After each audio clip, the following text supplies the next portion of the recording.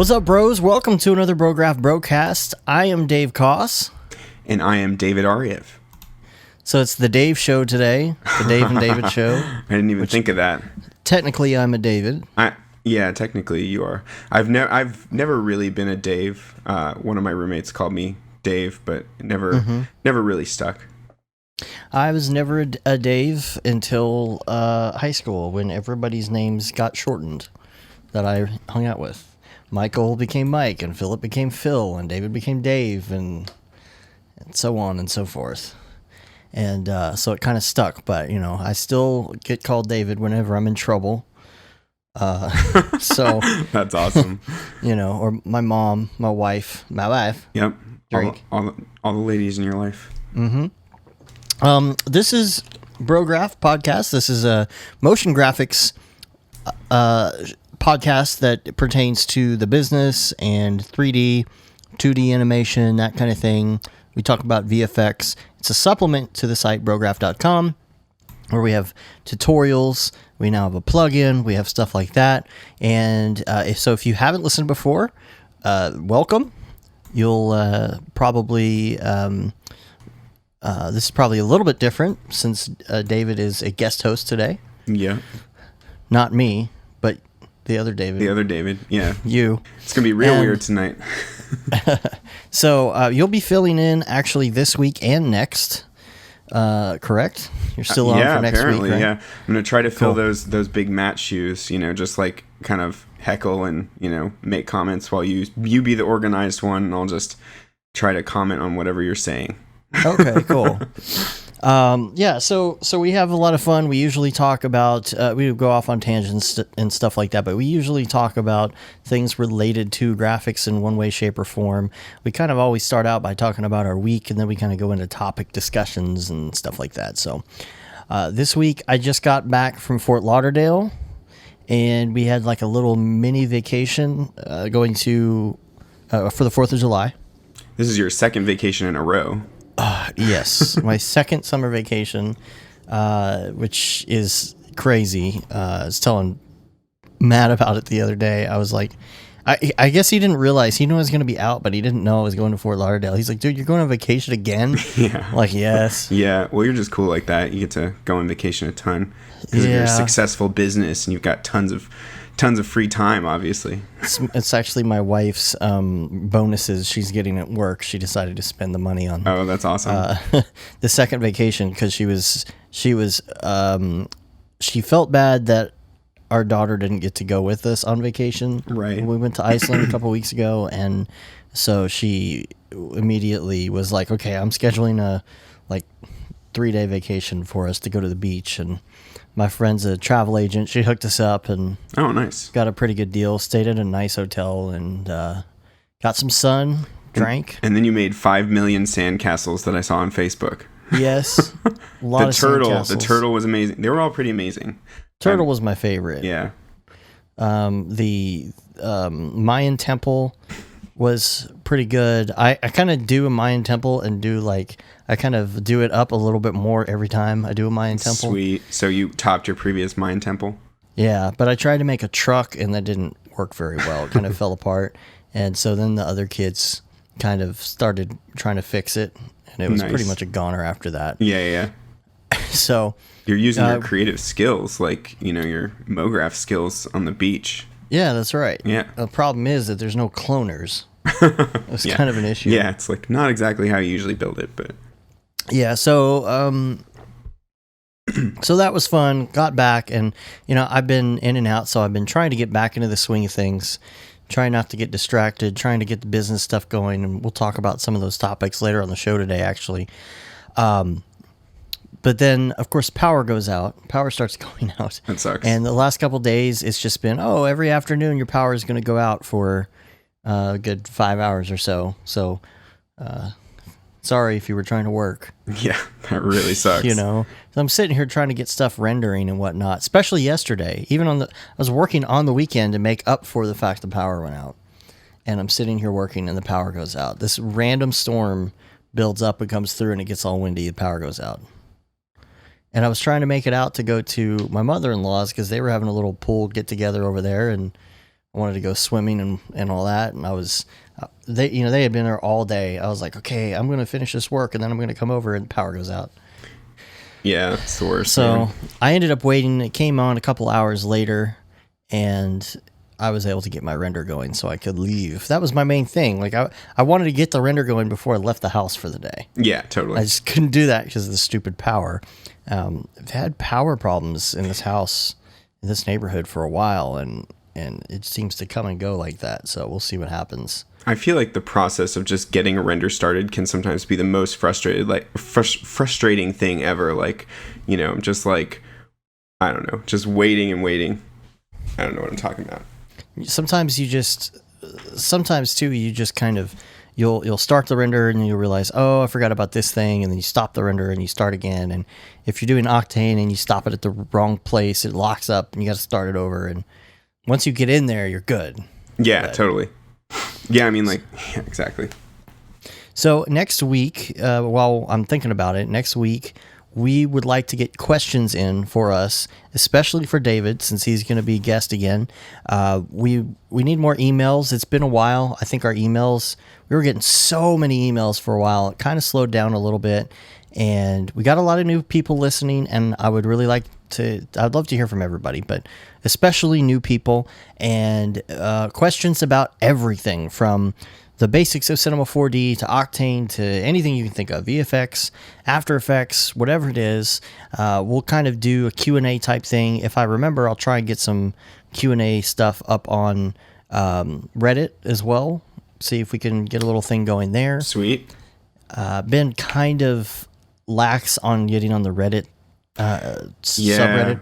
I haven't been on in like, I think a couple months, but I need to get back on that. Yeah. It's a cool community. Going so much for a while, and I just have been way too distracted, I guess. Yeah, same here. Yeah, I mean, that is a distraction in and of itself, but yeah. It's like distractions on distractions.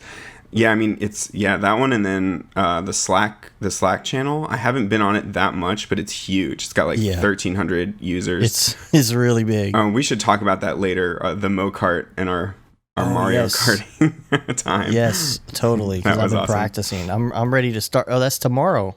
You're right. Tomorrow? Yeah, totally. All right, I'm gonna have to get on that.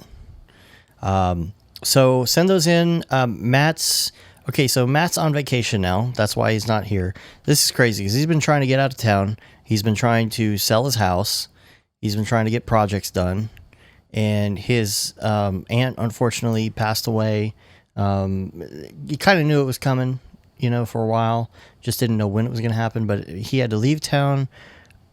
Like Wednesday night, fly in, service on Thursday, fly back Thursday night, and Friday he worked, Saturday he worked, and yesterday he sold his house, did the contract, then left for vacation for a week and a half today. So it's crazy, dude. He's just like, he's going to be completely wore out. So that's terrible. Yeah, that's so emotional, not just emotionally draining, but, having all that house stuff, packed in there too. Mm-hmm. That's terrible.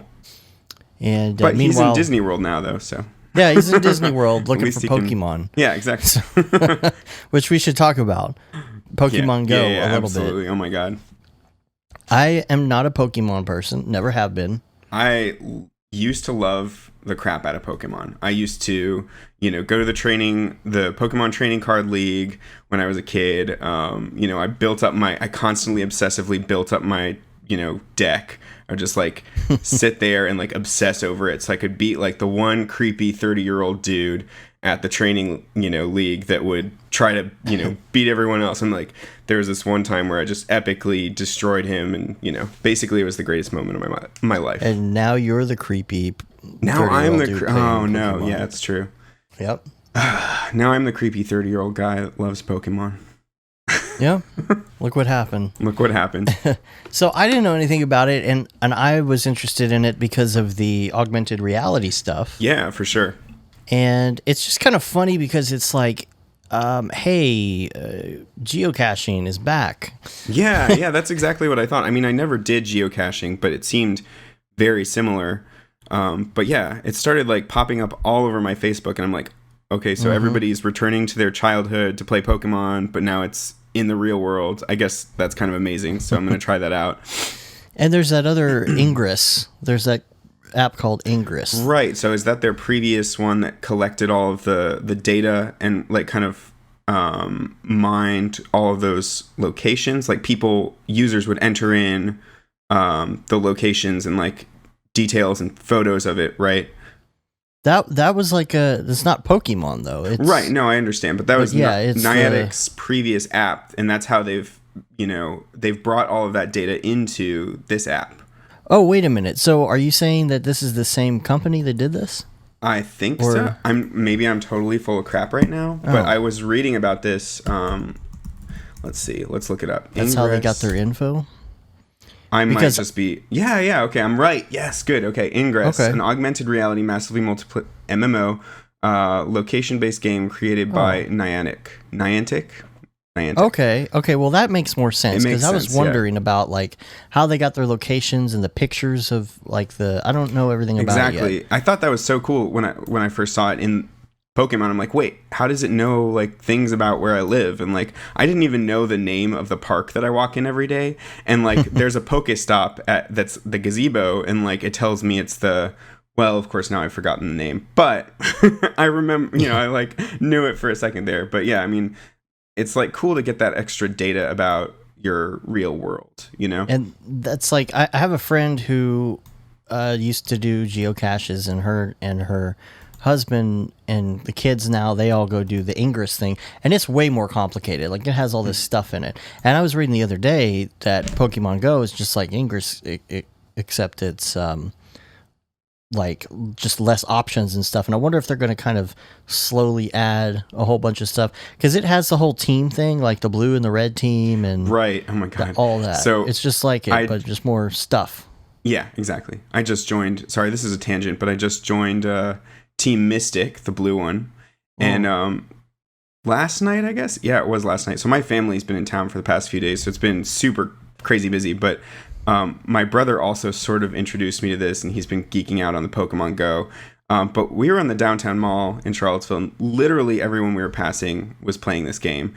And at one point, he like shouted out "Team Mystic," and like there was like an echo of like 5 people that were like "Team Mystic." That's funny. And it's like, oh my god, it's like creating all these new social opportunities where you're like, "Hey, you playing Pokemon Go?" Like today, I was on a walk with Emma, and I kind of introduced her to it. She was kind of on the fence for a while, but apparently I didn't do a very good job at describing like why it's so fun. Mm-hmm. But when she threw her very first Pokeball, like she was like, all right, this is fun, I'm hooked. Like it's like universally appealing.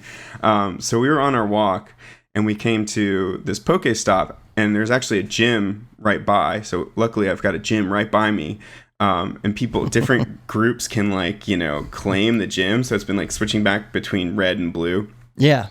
And there were people doing drive-bys on the Pokestop. You see people with their phones just like driving by it to get the items. And then like there were like a couple other dudes like down the trail, and they were like, "You guys playing Pokemon? I'll drop a lure for you." It's like, and so we like randomly talk to these dude bros for like 30 minutes about Pokemon. It's like, nice. I would never do this, but it's like creating these new bizarre social opportunities that are pretty hilarious. People are going out and exercising, and that's the other thing. It's like, it's motivating me to walk more. Yeah. Well, I was sitting at the restaurant talking about it today, and the server like passed by and was like, "Did you say Pokemon? Oh, you're doing the Pokemon? Yeah, we're doing Pokemon here. We got in trouble for doing it at work, though. They said we can't do it here anymore." And like everybody's like putting like bosses are making rules. You can't play it at work. Right, and, right.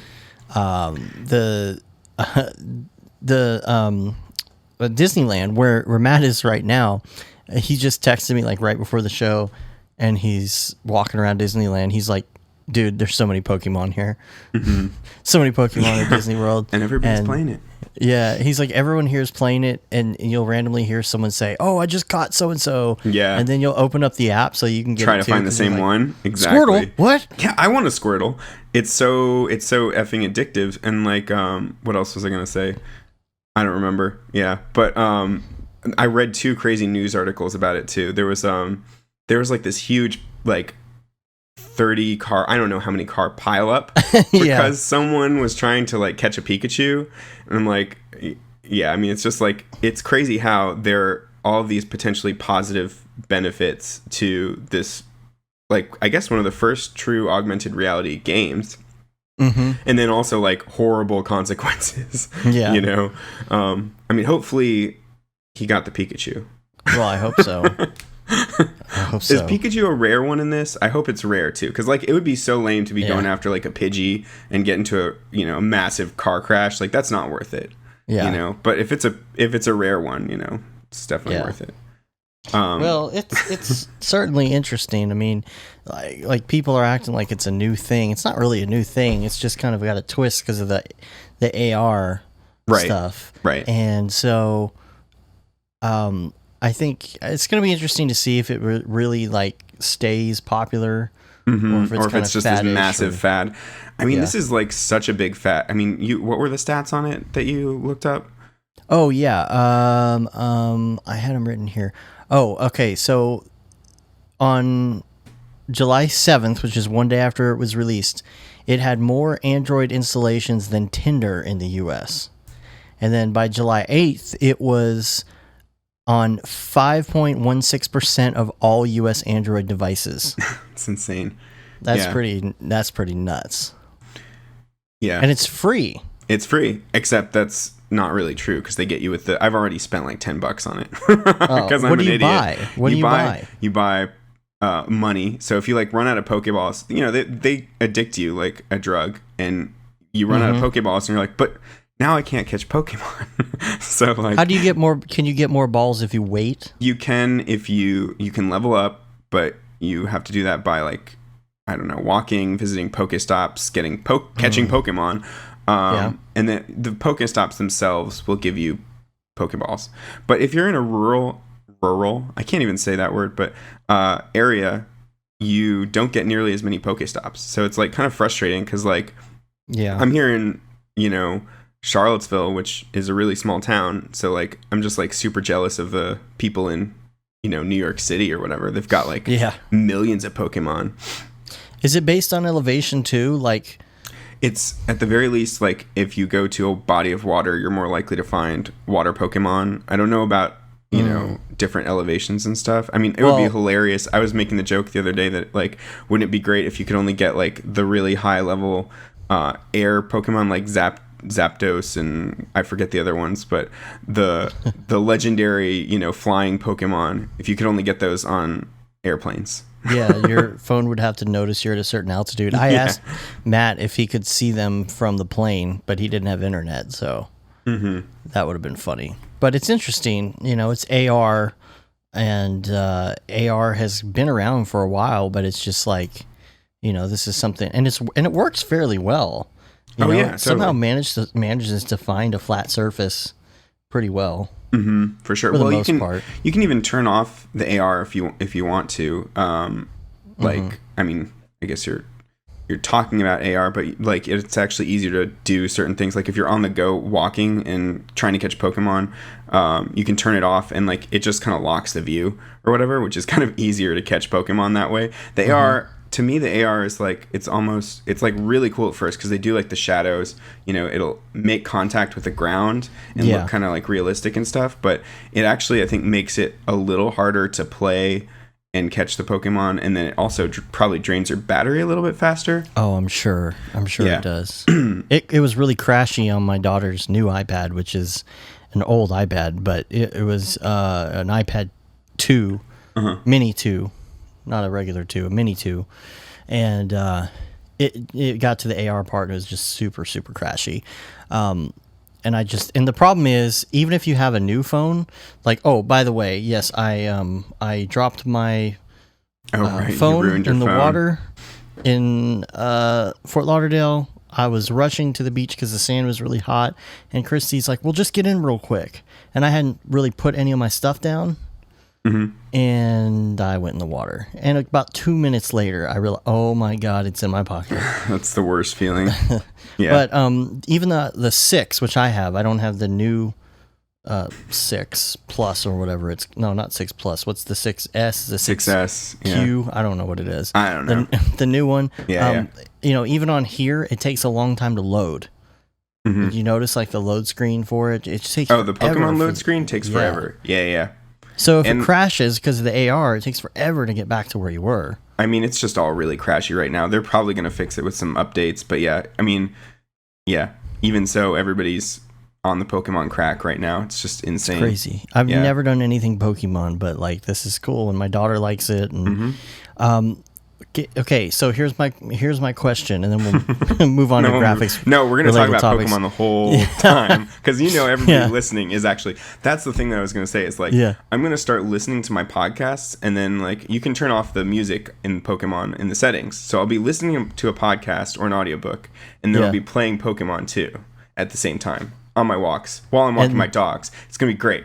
And then the people on the podcast will be talking about Pokemon. Yeah. Oh, that's really meta.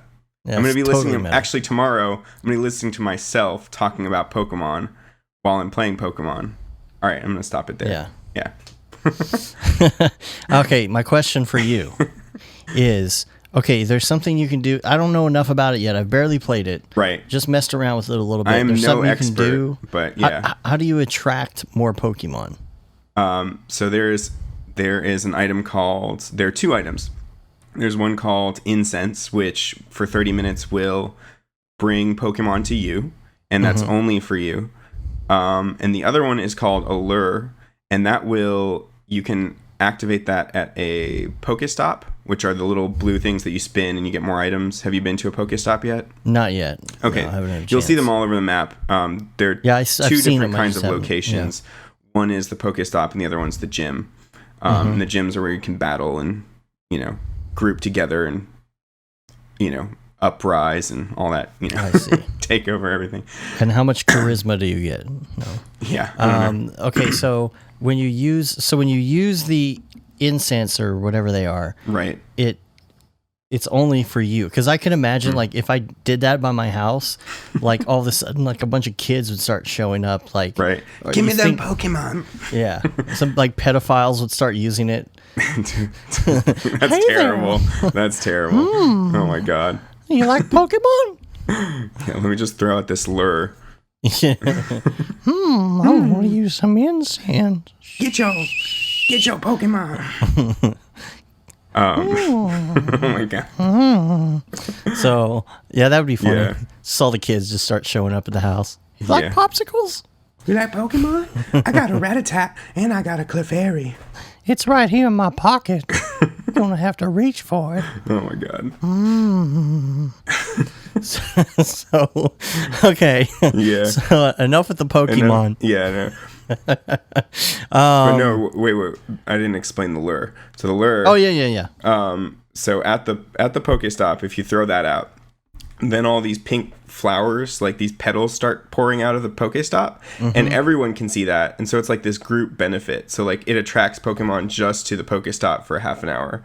And so like when I was on my walk today, the one dude was like, I mean, even though he like bought these things, he was being super generous. He was like, "Hey, bro, I'll put a lure up and you can get some Pokemon." I'm like, "Thanks, man." He's like, "It's like as long as you return the Poke favor later." Oh man. It's like the skater dude. I was like, "What?" I would I'm never 30 have years interacted. old. I'm 30 years old. Yeah. Oh man, that's so weird. So funny. Yeah. Like it's that gap, I mean, we were kids playing video games, and the adults never had video games. I and know. So they Yeah. never got into them. Yeah, my parents, they don't play video games, but we are the first generation of video game players as far as I can tell. And we never stopped. Yeah, we just keep going. So we've got like all sorts of stuff to play. I've been playing Mario Kart all week. Oh yeah. Mario That's awesome. Maker. You're and- trying to pro up in your Mario Kart skills so Yeah. you can beat me and the rest of the Mo Kart people. Yeah, I got a second controller. Nice. Nice. Going all at it now. So yeah, got back, dude, and the Dallas shootings happened, which is crazy, man. That was it's insane. I mean, right here, And right in your city, that's crazy, man. yeah. Never thought that would happen. I know. That's weird. I mean, not much to say about it, but I mean, it's just, dude, just nutso, because it's here. You know, that's the weird thing. I had that same kind of thing happen with the Virginia Tech shootings because I grew up in Blacksburg. So actually, I grew up there, and then I was in college, and that happened. It was like, this is really bizarre. Like, because I thought it was the safest town ever. It really was. Yeah. You know, it's like that just kind of goes to show that it can happen anywhere. And yeah, it's really scary. For sure. It's just Dallas has never been real. I mean, their police department had their issues or whatever, but it's never really been. It's not like Chicago. You know, we were trying to look up half res. I think you might have been on Skype with us when we were looking it up the other day. Oh, yeah. And Matt and I are looking up half res, and we're looking up where to stay, and we're like, okay, let's look and see where like all the shootings and murders are, because we don't know if we're staying in someplace really bad, really, you know. But Dallas wasn't like that, so I don't know. Yeah. This whole thing is just blowing up. Black Lives Matter, hashtags, the all lives. Oh, I shouldn't say all lives matter. That'll trigger warning. Trigger warning for you SJWs. No, it's just crazy, dude. I hate it though. I hate it so much. Mm-hmm. I hate it. I don't want to read about it. Yeah. I'm not going to talk about it anymore. I'm going to stay off the internet for a while. Yeah, I mean, yeah, I saw like someone posts, you know, I mean, I'm terrible because I don't remember the names of people, but one of the shootings of one of those black men, and I stupidly clicked the video, and it was incredibly disturbing. And like, oh yeah, I mean, yeah, I'm gonna avoid that stuff because yeah, it's just so terrible. Another distraction too, like all the Facebook stuff. I'm like, I got everything's blowing up and massive race wars and all that. I don't know. Gotta get back to work. Yeah, just get back to work. Yeah, it's not been a very happy world lately. Go to the pub, have a pint, wait for all this to blow over. Totally. So Matt made a script this week, which I thought was kind of fun. Oh, no way. And just a super easy script. But, you know, I've been having this problem too, mostly if I'm using After Effects, where if I'm rendering in Octane, my computer will shut down. Really?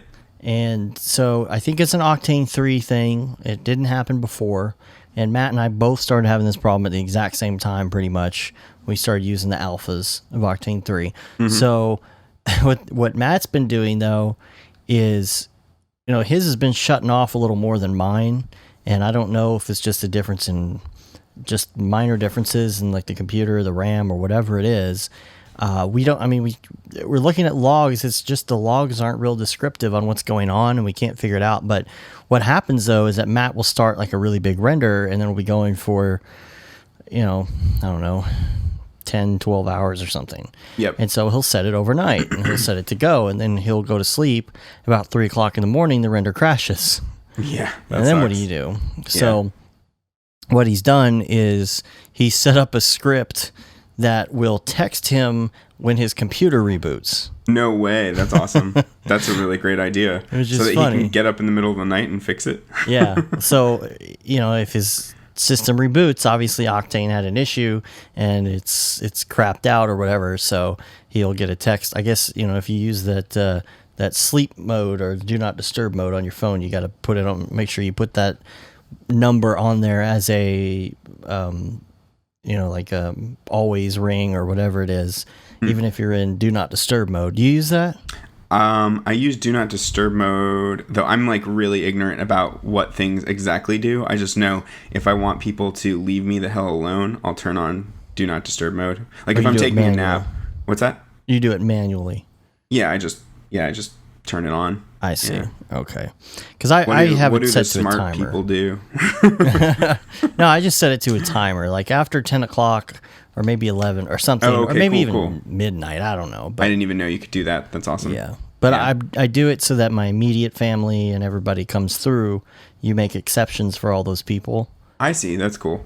And then you're life hacking. You've got the email. You got the, you know, all this stuff.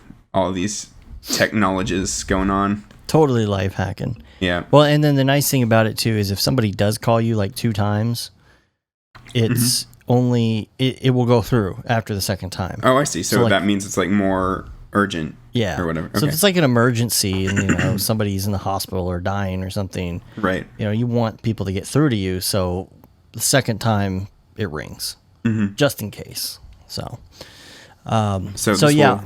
I'll have to get that script from him, though, and figure out how he did that and see if we can post that. At the same time, it kind of sounds... I mean, it's good for work, technically, but it also sounds miserable. Like, he's already probably losing sleep over his kid and, like, you know, oh, yeah. you know, all these other factors. And now the renders are going to be waking you up. That's terrible. And that kid doesn't ever sleep. Yeah, exactly. Exactly. Yeah. The kid's Poor up Matt. all the time. Matt, you're listening to this, I'm sure, and I'm sorry. He's on the plane. We talked about, you guys were sending me messages when I was on the plane. Now we're sending messages. He's probably, I'm going to guess, I doubt he's going to listen to it tomorrow because he's probably going to go to Disneyland again, or maybe he's continuing on, but he's going to be flying from Disneyland to Hawaii. Sweet. Tomorrow or some point. So he's probably listening right now. So we're sending those messages through the podcasts. Yes. So, so he's been busy. I've been pretty busy. Just stuff here and there, and I kind of wish I had a Meeseeks. Okay, what's that? From Rick and Morty. Park? No, that's Rick and right. Morty. Okay, Yeah. I've seen a few Rick and Morty episodes, and I've heard of this. You got to see that one because Okay. that's the one that becomes like he's a little character that becomes like the meme. Mm-hmm. He's the character that is made to.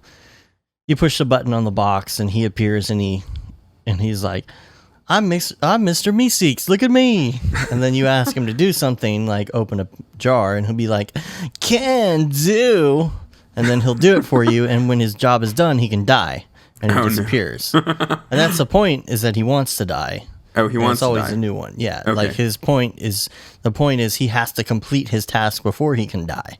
I see. So that's how that works. Sometimes I wish I had one of those because I'd be like, hey, can you finish this octane render for me? Yeah. Can do. Can And it's the voice of Marty, who is the voice of Lemon Grab on Adventure Time. Gotcha. Another show that I've seen some of and really want to see more of. Oh, so good. Yeah. So you got to have a kid so you can watch all these cartoons. I mean, you don't have to have a kid to watch those cartoons. Yeah, but it becomes a really great excuse. Right, that's true. Yeah, very much so. Rick and Morty, I feel, is more... Oh, that's not a kid's show. Yeah, that's not a No, kid. not at all. Yeah. No. But No. Adventure Time, for sure. Yeah. Oh, all right. So, What's next? I wanted to give an update because we had talked about this before on the show about handling invoices and having to collect money and things like that. And it's interesting how you will talk to different clients differently when it comes to like, where's my money? Yeah. And I had a couple different ones. We had quite a few invoices in the last couple of weeks that really were behind and overdue. I'm kind of really upset right now because I think I'm owed like, I don't know, like 10 grand or something. And like a lot of them so many of them are overdue right now. And I just like, I need to start sending out emails and being like, pay me, mofos. So you use Wave apps, right? Yeah, I do. And do you use the reminder feature on there where you... Absolutely. I check every box except for 14 days overdue because I assume, Yeah. that it's not going to be that overdue, but maybe I'm wrong. And I'm different. Like if it's somebody who I know always pays right away, I won't do it at all. Or Right. I'll put maybe on due date, but it will never get to that point. And then if it's something like, they're consistently late, I'll make sure that they get a lot of early reminders. Right. And then even after it's overdue, I'll go manually send reminders to them. Yeah, I do that. I've been doing that too. Cause like one thing that I wish that Wave apps would do is that with the reminders, you've only got one person that it'll send to. I wish they would have Right. 2 or 3 because like with one of the people I work with, he kind of takes a backseat on the managing the accounts and all that. I mean, I should just send it to the person who does that, but I send it to him and I've realized that I need to send it to her. But it would be nice if they had multiple fields so that I could just blast it out, those reminders to both of them at the same time, Because you can email the regular invoice to multiple people, so you should be able to do that. Exactly. Or it Yeah. should pick up the people you emailed it to in the first place. Right, exactly. That would be nice. And the other thing, too, is that once something is overdue, it won't show if it's been opened anymore, and that drives me nuts. Really? Like, because, that's the nice thing, is it says that your invoice was open or viewed. And so once it's overdue, it's like I want to go back and check. That's when I want to go back and check, hey, did they look at this invoice? Did they even open it? because that's a point when I'm asking them for it, and they're like, "Oh, we never got that." Yeah. And I'm like, They're like, no, you clicked on that. Yeah. It says you opened it. Yeah. You know, like I had one guy who is, here's the problem, and here's why it's different for different clients. Like I have one client who's a really great client, and I always drop everything for him and get it done, and then he's very happy with the work and the whole thing. The problem is every time it's late every time. Oh, that sucks. And it's not him, it's his accounting department. And when it finally gets to the point where I have to email the guy and say, hey, what is the deal with this invoice? And he's like, okay, we'll take care of it. He talks to invoicing and they do it. But it's like, it's one of those things where, this has happened to me a lot, where you have a really good client and the client wants you to get paid, but their accounting people just suck. Right. Yeah. You know, and it's like, I don't know, I'm not an accountant and I don't know how it works. And I know a lot of people in accounts receivable aren't even accountants. They're just, you know, sometimes they have multiple jobs or whatever. But I don't know how people keep track of the incoming invoices when they're doing a lot of payouts like that. Right. But like this one guy, I finally had to be like, hey, look, this is like 10 days late. He's like, well, we never got that. I'm like, it said you opened it. I sent it to you. You have, I had a 7 days out, a 3 days out on due date. The next 3 days it was late. I sent a reminder and you just asked me to send it again. So this is now like the 6th time I've sent you this invoice. Is this going to spam? What is the deal? Oh, okay. Yeah, we're going to send that. 2 weeks later. Where's the check? That's terrible. You know, and it's a small amount of money. That's what drives me nuts. Yeah, like they should just be able to blast that out immediately. Yeah. Yeah, especially people like that doing POs and stuff. And the other thing, though, like I have another client, same problem.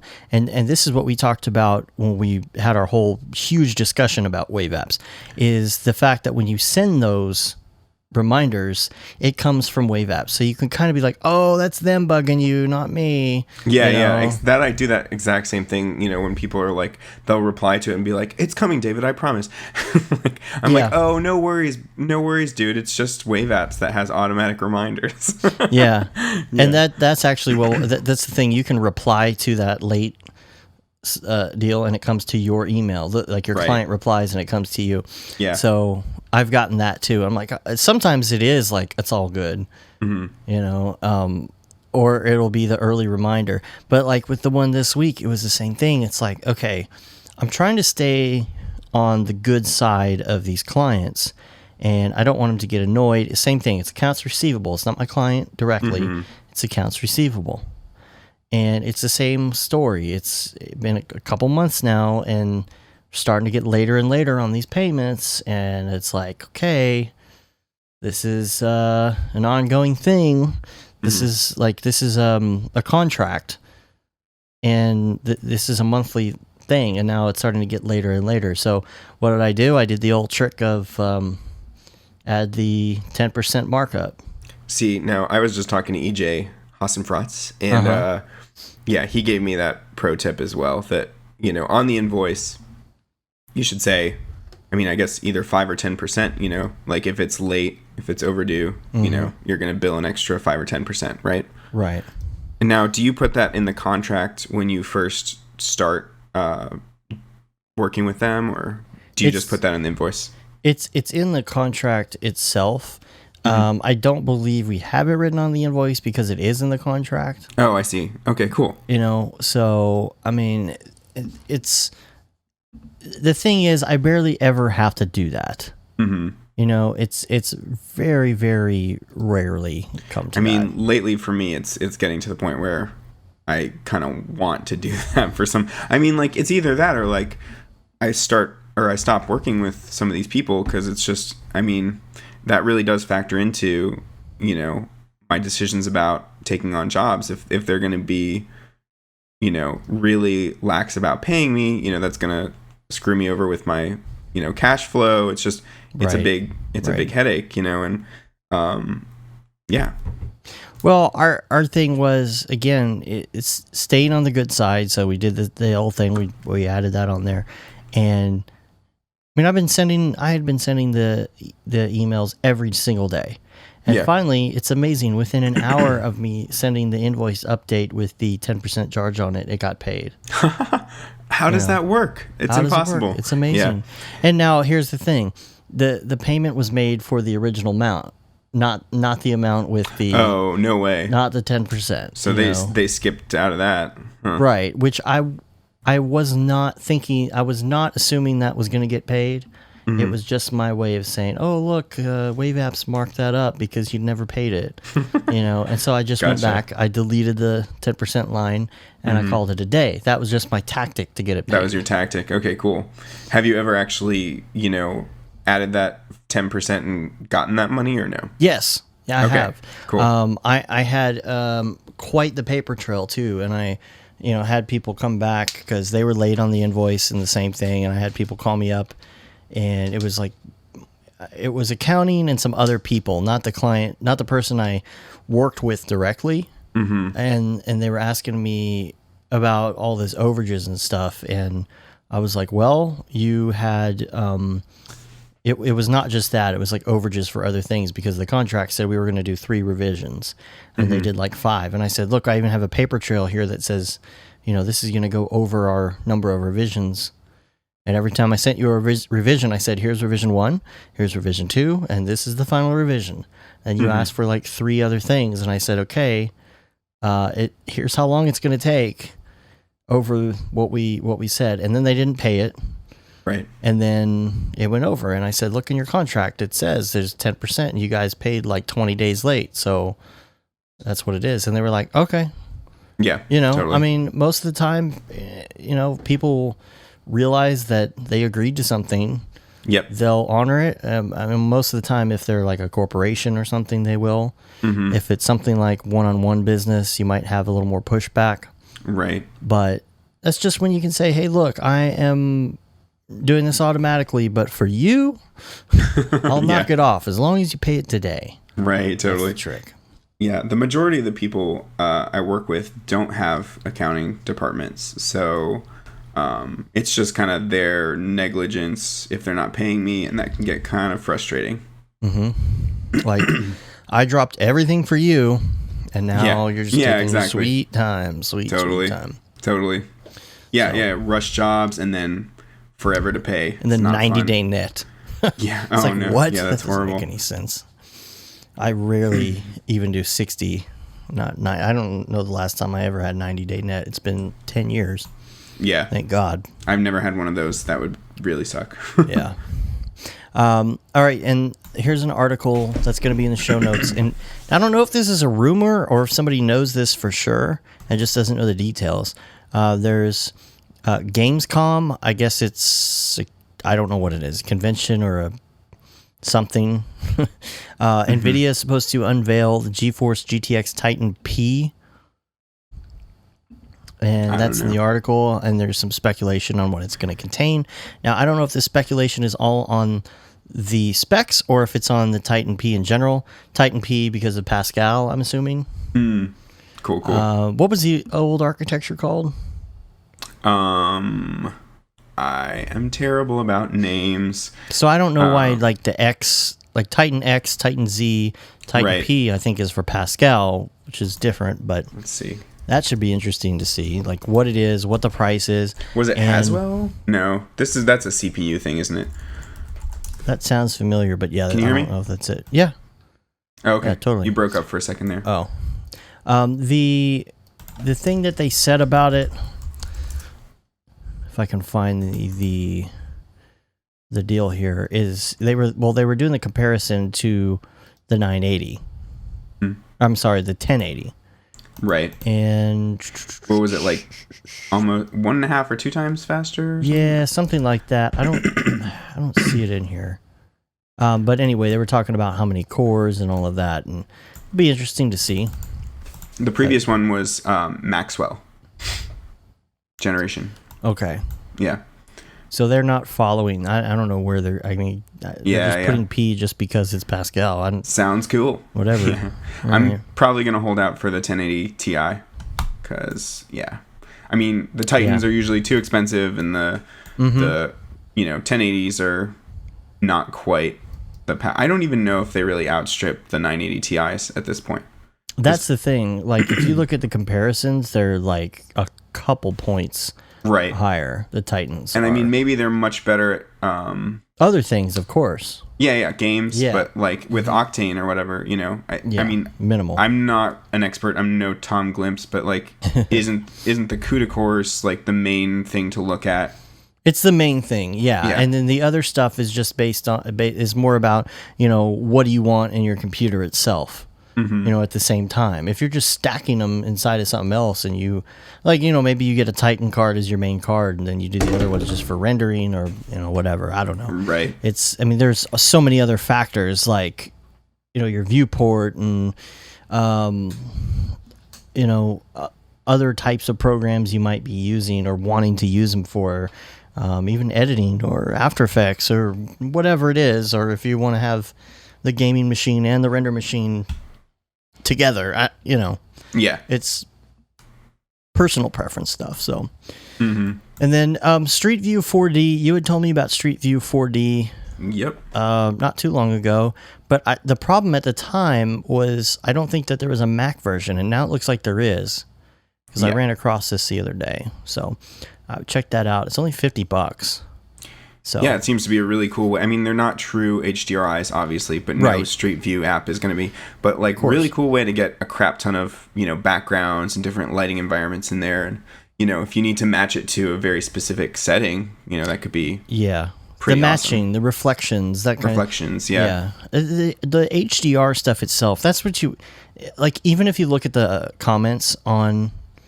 This app, you see people saying, well, it's... they're all snooty about it. It's like, come on, it's a really cool tool. You're pulling all of Google's massive data library, and, it's like Dem Earth, which is pretty amazing, too, if you've ever used that. Yeah. It's like, if you're a Merlin Mann fan, he has this, like, character that he does on the show, and I can't remember what he calls the name of the character, But the guy is like the dude who always corrects everybody and always emails in. Grammar and Nazi, perhaps. I don't know. I can't remember the... Yeah. But he's always like, actually, and so he has... It's his guy. And so, like, the guy's character is, like, evolved over the years where all Merlin Mann has to do is just stop and say, and you know what he's saying. He's saying, there's that guy. And so there's all these people going, technically it's not HDR, and no, it's not. I mean, the whole thing is, most of the time when you're using that kind of thing, you want to just match reflections. And for sure. Especially if you're doing something that's like geo-related, it's like you shot something in a certain place or it's supposed to be in a certain place and you want this building to be reflecting on the window and whatnot. Right. Like, it's such a great way to quickly bring in the HDR and just use that. You're not trying to light with it necessarily. Right. I mean, yeah. I've done a bunch of what was I going to say? I mean, a lot of the time when I'm adding, CG objects into live action footage, I'll just totally fake it. I'll just throw in a bunch of different HDRIs and like one of them is going to look pretty close. And then I'll, like throw in a daylight rig or, whatever. There are like so many different ways to hack that. And, this would definitely be a really good resource. I mean, I've even put in regular pictures into a sky. Yeah, for sure. And it's for somebody to be that, I get it. Like if you're trying to get something perfect, and you're lighting with it, maybe that's a different story, but most of the time... I mean, it depends, yeah. If your CG has to super seamlessly blend in, I mean, in that case, you're going to want to shoot an HDRI on set. Right, exactly. You shoot it, and then you get the exact reflections, Exactly. So that's the Great Summit is their site, and they have a bunch of different plugins and stuff. So, I ran across another video this week. That was another explainer video, and it's just these explainer videos are getting so boring and generic. Like, I mean, we just did a couple, and they're kind of fun. Yeah, but that was different. They're not like bad explain. Yeah, I do you mean like just the bare bones, like the formulaic? Like formulaic, yeah. This is This is derp. He needs to do derp. Wouldn't it be cool if you could do something that something all the time at the same time? Well, now you can. Introducing Derpty Derp. Derp. Turtly turtly tumpty tea. The stapler. Rated PG-13. Rated PG-13. Rob Schneider is doing an explainer video. And so, like, I'm just like, I'm even guilty of it, because if you look back at some of the stuff I did like 5 or 6 years ago, it was the same thing. Meet so-and-so. This is so-and-so. Like, you always have to say the guy's name, say what they can't do, and now you can. Why they're sad. Yeah. Like, we got to get out of this rut. I've somehow managed to avoid like all of those jobs. Like the closest one that I've done was our most recent Zika PSA. Like that's the closest thing to an explainer video I've ever done. But my path has been so different than most people's, I think. I don't even know if you could consider that an explainer video. Right. You know, I mean, there was it wasn't really narrated like that, I don't think. And it was cartoons, and I don't know. The other stuff is more, it's always motion graphics or clip art. Yeah. You know, it's like the kinetic type stuff. Yeah. I've seen some that are just downright beautiful, that are like, how did you do 4 minutes of this amazing animation to explain some high profile startups, you know, thing? Yeah. You know, and that can be really cool, but yeah. Oh man, they're just the worst. There's certainly an art to explainer videos, but yeah, bad explainer videos are so prolific that it can be frustrating to come across, you know, more and more of them. Well, and the only thing I think that is worse than those is whiteboard videos. Oh yeah. God. Stop with the whiteboard videos. People asking, you know, these whiteboard, I kind of like this video here with the whiteboard. I want to do something like that. No, you don't. Stop it. A whiteboard really tied the room together. So there's a Chad Ashley tutorial that's out about Arnold. Mm-hmm. And I haven't had a chance to watch it, but it intrigued me because it was talking about something I had never heard of before, which is called, you remember what that was called? A curvature map. Yes. Now, I don't know anything about this, because all I did was I saw the renders, and I'm like, I want to know what that is. Is it like a dirt shader thing, or am I totally off?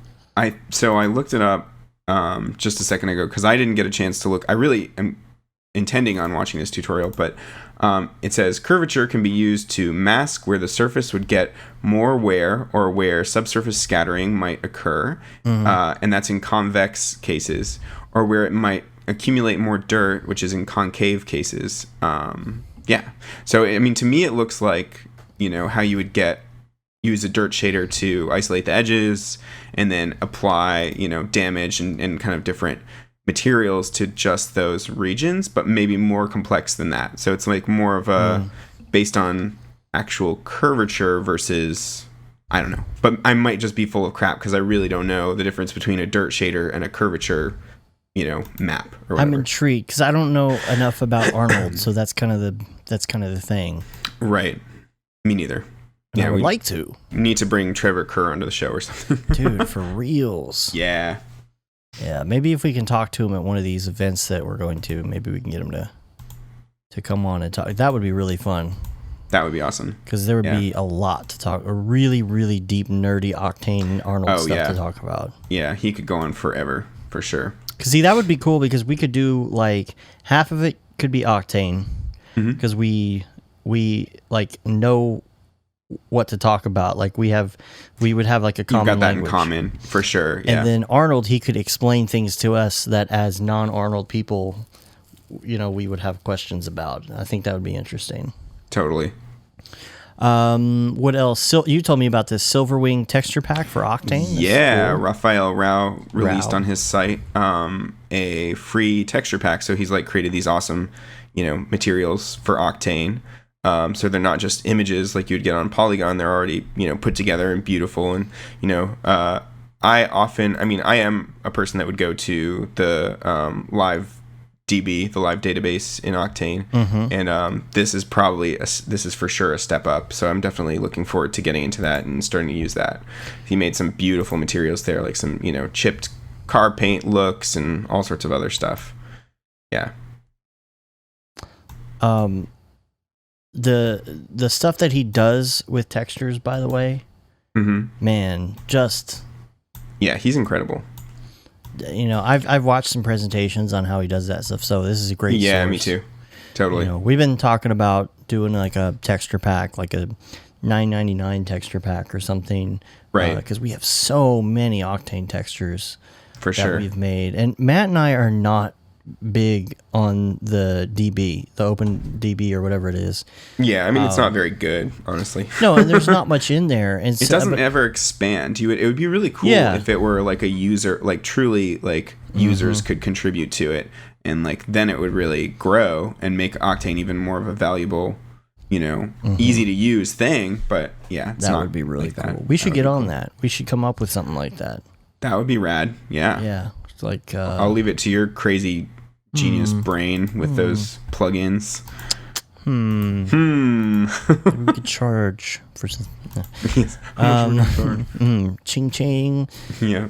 All right. So I think that covers it. Oh no. You had EJ Lots of Brats had something. Oh, dude. Yeah.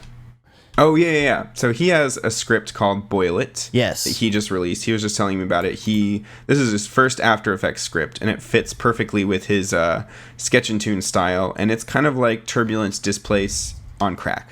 So it's like a whole stack of effects, and I think it's real cheap. Let me look. I'm not sure how much it costs, but yeah, it basically will take, your cartoony renders, like kind of the vector type renders we did, or even just renders from Cinema that are straight up cell shaded for like if you've got Cinema 4D Lite, and you're just doing that kind of straight up luminance pass, making things look kind of cartoony that way, and you don't have the Sketch and Tune module, this is a great way to kind of fake it. So it's just like a boiling kind of look that makes it look more handcrafted and animated. So yeah, definitely check that out. Boil It. Let me see how much it costs. Boil It for After Effects. iDesign. Well, I'm derailing us now. Oh, the other thing the other derail, I wanted to mention that another hilarious Pokemon Go news story that I read that I didn't get to mention is that someone was searching for a Pokemon in a lake, and they came across a dead body. So maybe it's not I heard about hilarious that story, but yeah, it's like crazy. Matt just texted me and he said, "What are you guys talking about on the show?" And then he live sent, with Matt. Yeah, he sent another text and he said, "Are you talking about Pokemon Go? Because you should be." Yes, we are. And we've said, got yes, it covered, Matt. Yeah. So Boil It is $14, which is pretty sweet, real cheap. Okay, cool. Yep, and it includes 9 fully animated Cinema 4D Lite models.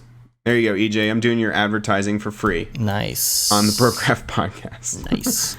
Well, Yeah. he promoted us a bit, so it's all good. Cool. Yeah. All right, so let's go to topic number 1. We're through the week. Oh man. Yeah. Let's hit that topic. We always hit the topics about an hour in, so we're good. Yeah. Topic number 1: distractions. First of all, everybody has them. But what causes distractions? What are your big distractions? Pokemon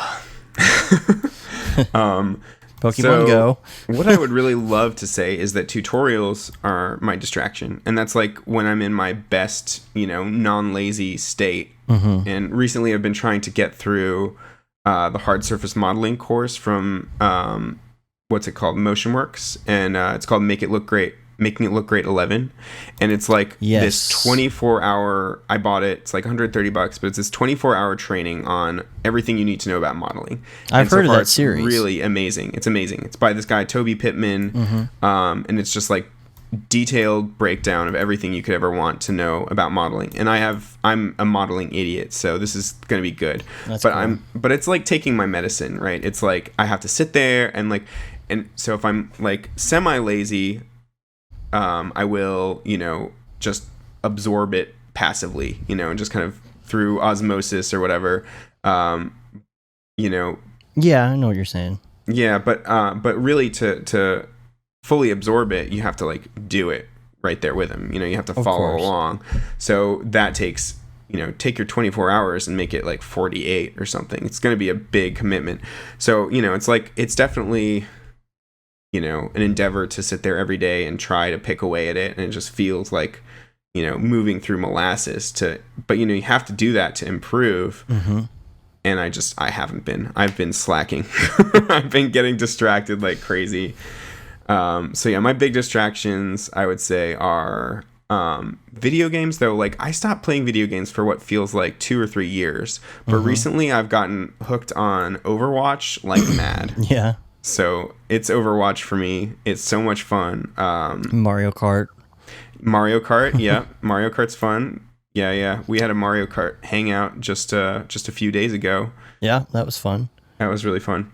I kind of do this. I did the same thing with video games where I kind of had a lull.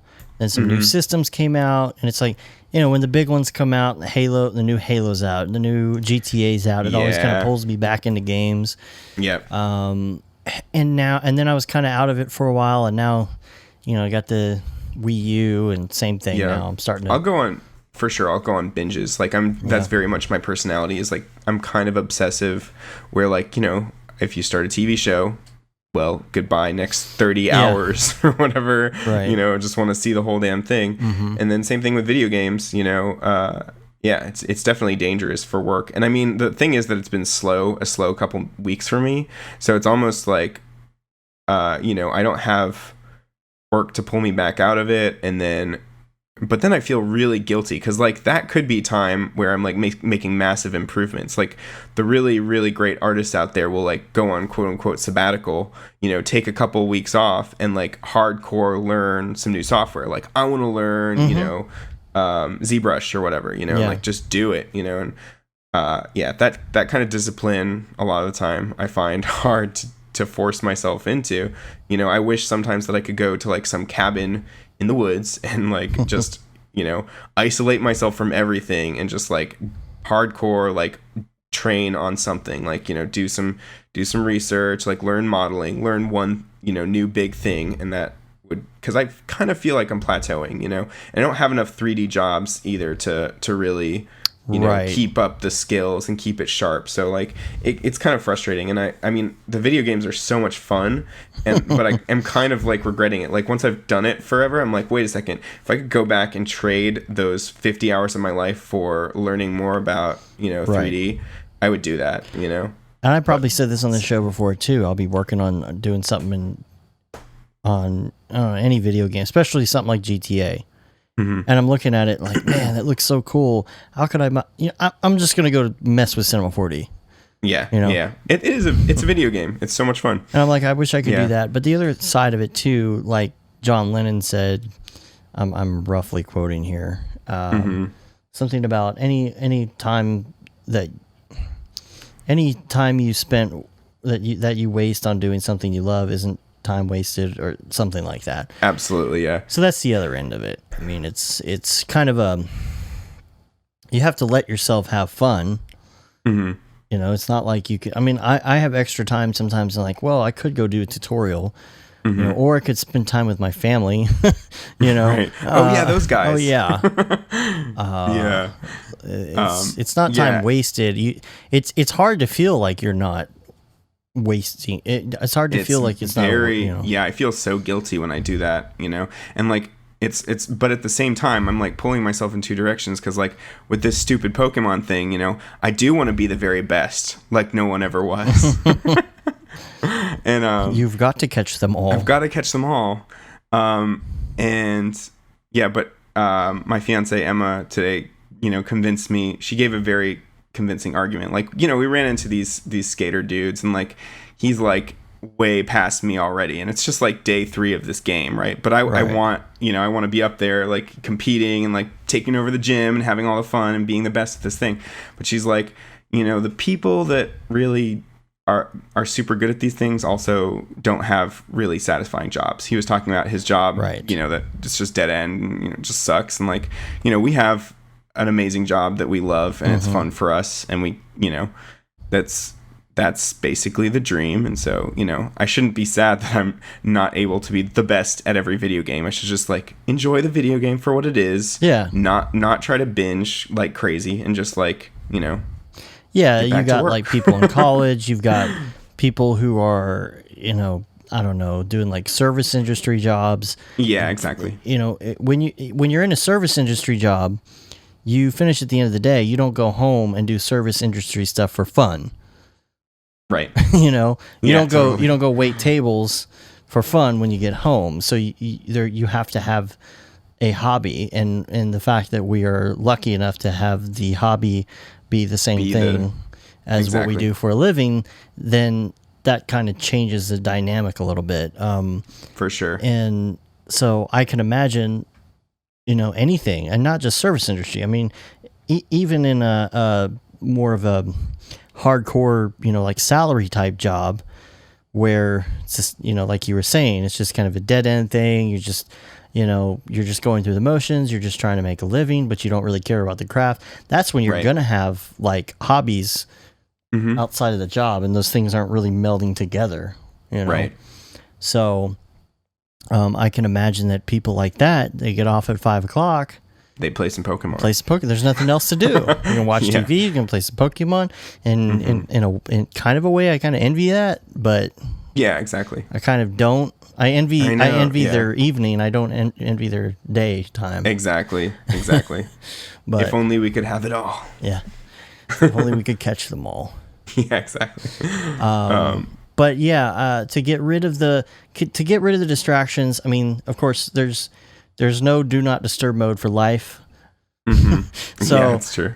you have to turn it off as much as possible, and I'm horrible about it. And I go through Yeah. like weird ebbs and flows of it, where like I feel like sometimes I'm really productive and I've been working like crazy, Yeah. and not being distracted in any of Absolutely. that time. Well- and sometimes I'm just like, I cannot get off of Facebook. Yeah. I mean, the deadlines too. Like, if you've got some imposing thing, then Yeah. for me, that's like all consuming, you know? And I will go for like, you know, 12 to 15 hours a day if it's crazy enough, you know, and just like, you know, because I just, you know, have to. or Well, it's whatever. like my old boss used to say, nothing improves performance like the last minute. Yeah, exactly. So of course that's going to happen. Beer, But yeah, I mean, beer, oh, is it a beer. good distraction? that's a good distraction, yeah. Sorry, one other thing I was going to say about video games is that, like, when I'm in the other weird thing I do is, like, when I'm in my, you know, down phase where I'm not actually playing them, I will vicariously, like, try to invite friends over to play video games that I've bought, but I'm never actually going to play. So I'll be like, oh, this one's supposed to be the best, and I buy it. You know, which makes no sense. I'm Yeah. like, no, I'm totally going to play this one. This is the one that's going to get me, you know, back into video games Yeah. or whatever, right? And then I'm like, oh crap, no. No. I've got too much work. Hey, Vernon, you wanna come over and play this game that I bought? Yeah. So I can kind of watch you from the side while I'm working. It's like And- vicarious video gaming. Oh, everybody so I'm sure sad. has games like games that you like barely played, games that you played once. And, Yeah. and then maybe the one or two games that you bought and never played, Yeah, which is that's Yeah. very rare, but you know, totally. yeah. Yeah. I mean, like, I think the reason that Overwatch, you know, sucked me back in finally is because it's like, it's super accessible. So like, even if you suck at it, it's still fun. So like, because it's like this team game where it's like, you know, 6-on-6 or whatever. And there are all these different, you know, roles. Like, there's a healer, there's a tank, there's a, you know, there's defenders, whatever. You are working together, so it's not like in Halo where if you suck at it, you walk 2 steps, you're gonna get sniped and you're gonna die. Yeah. You know, that's gonna happen over and over, and it can be really frustrating. But with this, like, people who are pretty new to video games can still pick it up and have fun as like a healer or somebody that doesn't have to be super accurate with like a sniper or whatever. So there are all these different roles, and like there's also like a ton of characters, and each one is very unique. So like there's a lot to learn, and also you can just jump in for a couple games and then jump out, and so but then it doesn't actually. Yeah, you should, dude. I shouldn't. Yeah, we're gonna have no jobs by the end of this summer. I know. Just wait. Good Lord. Yeah. So how do you get rid of the distractions? How do you? I don't have an answer for that one. I'm failing miserably at that right now. Well, for one, okay, like I've talked about this before. I turn Facebook off on my phone. I delete it on my phone. I've never done that before. I never have notifications for it ever. But I delete it on the phone because I can always put it back. My problem is of course, on the phone, that automatic, like I leave it off my front page of my home screen for one. It's just that automatic, you just open your phone and you click on stuff mindlessly. I don't know if absolutely. You do that, but I do. Oh yeah, it's like it's like that feeling where you're driving and you're like think so hard about something and you like end up somewhere and you don't realize that you've driven there. I don't know if that makes sense.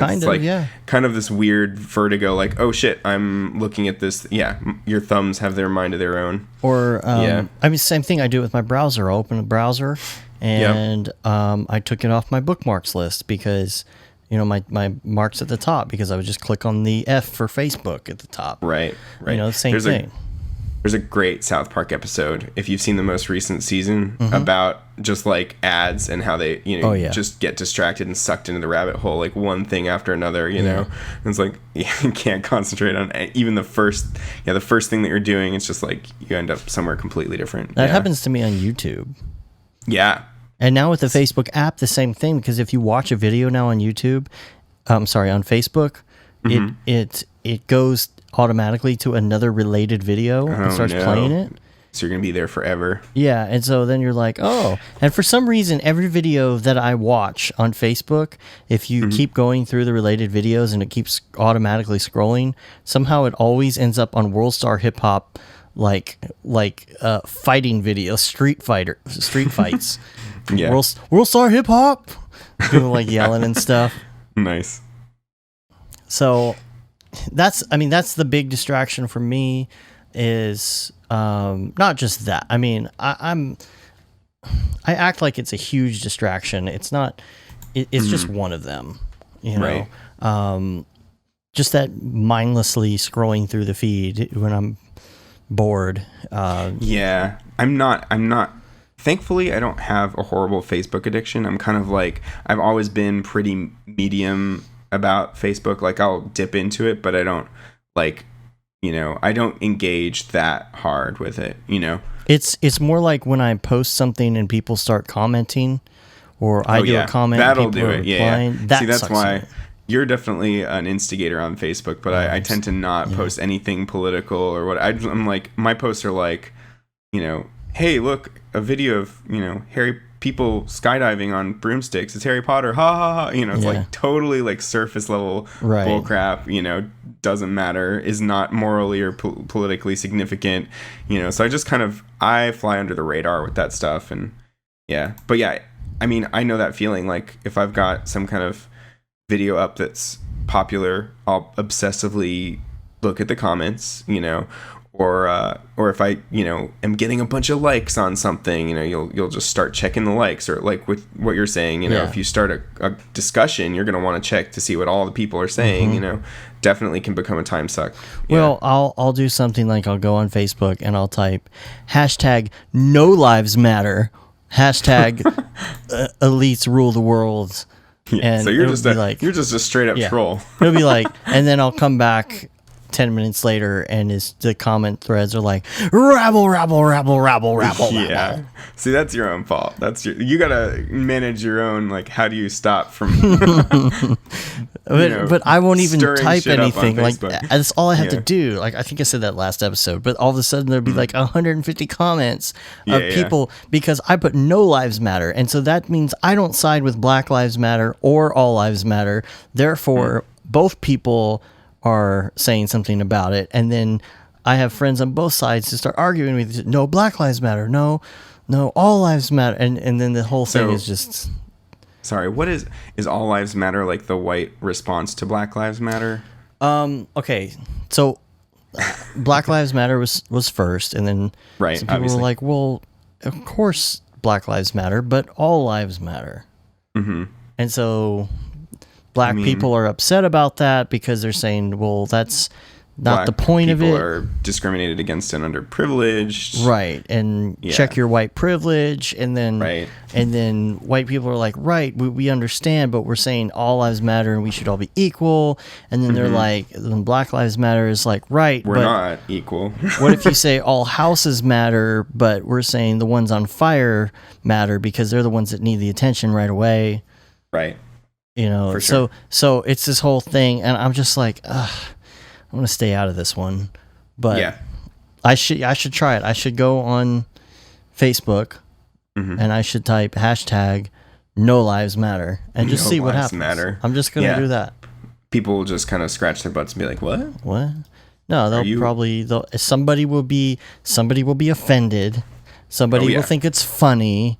Like it'll just you'll get all of the variety of responses for sure. All right, I'm doing it right now. Hashtag no lives matter. This is not my fault. I'm just gonna do no lives matter. No lives matter. Okay. And then we'll just set it there. I'll just leave this here. That's what everybody says on Facebook. Wait, say that again. You broke up for a second. I'll just leave this here. I'll just leave this here. Yeah. Can we stop saying that on Facebook, please? I'll just leave this here. Why? Yeah. Okay, so distractions. Now we'll go into the next topic, which is related for different reasons, but business ebbs and flows. Now, this is something that I'm just now noticing. I've had a side business for a long time, but as a full-time business owner now, and you'll probably understand this as well, there are ebbs and flows of many different things. Number one, there's ebbs and flows of income and business and, you know, the big jobs and the small jobs and all that kind of thing. There's the ebbs and flows in like doing sales pushes, you know, when you're there, and there's ebbs and flows, I think, of like interest. I can't say that I've ever done a sales push. At all? Like you've never like tried to, okay, I need to get my reel up, or I mean that's kind of the same thing. Yeah, I can see that. But I've been super like literally, I guess I've been doing this for freelance for 2 years now. And I was in a company for 3 years before that. But all of this stuff has been word of mouth. And so far, for the most part, the jobs have just kind of come to me, which is pretty nice. But yeah, I mean, I did maybe 3 or 4 months ago finally create a website, and like I do update my reel every year.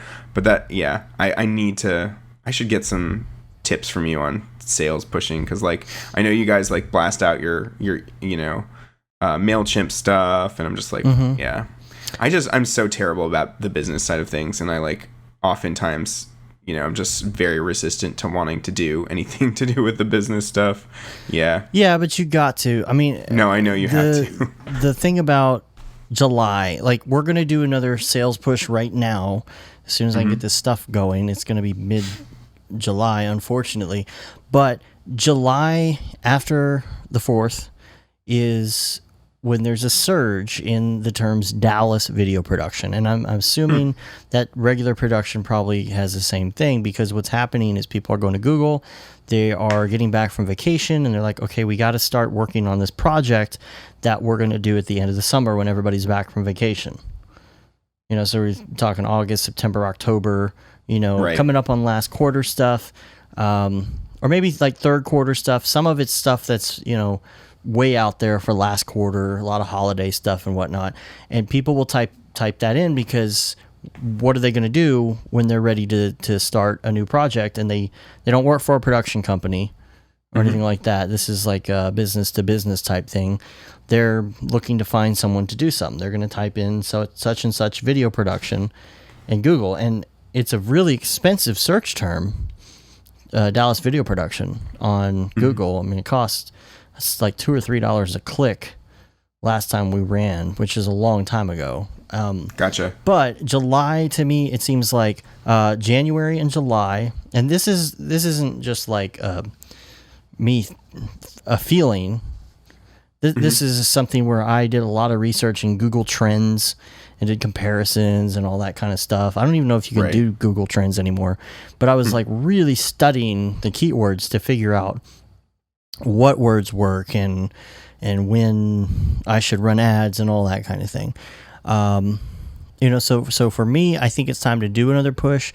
The thing is that the ebbs and flows, like I'm just realizing that I'm not only going to have the ebbs and flows in sales and in advertising and in business in like pushing sales, but also in like my my level of distraction, like we were talking about earlier, and my level of interest in the company. I know that sounds kind of stupid, but it's not that I'm not interested. It's just like maybe it's not interest is a bad word. Drive is a better word for that.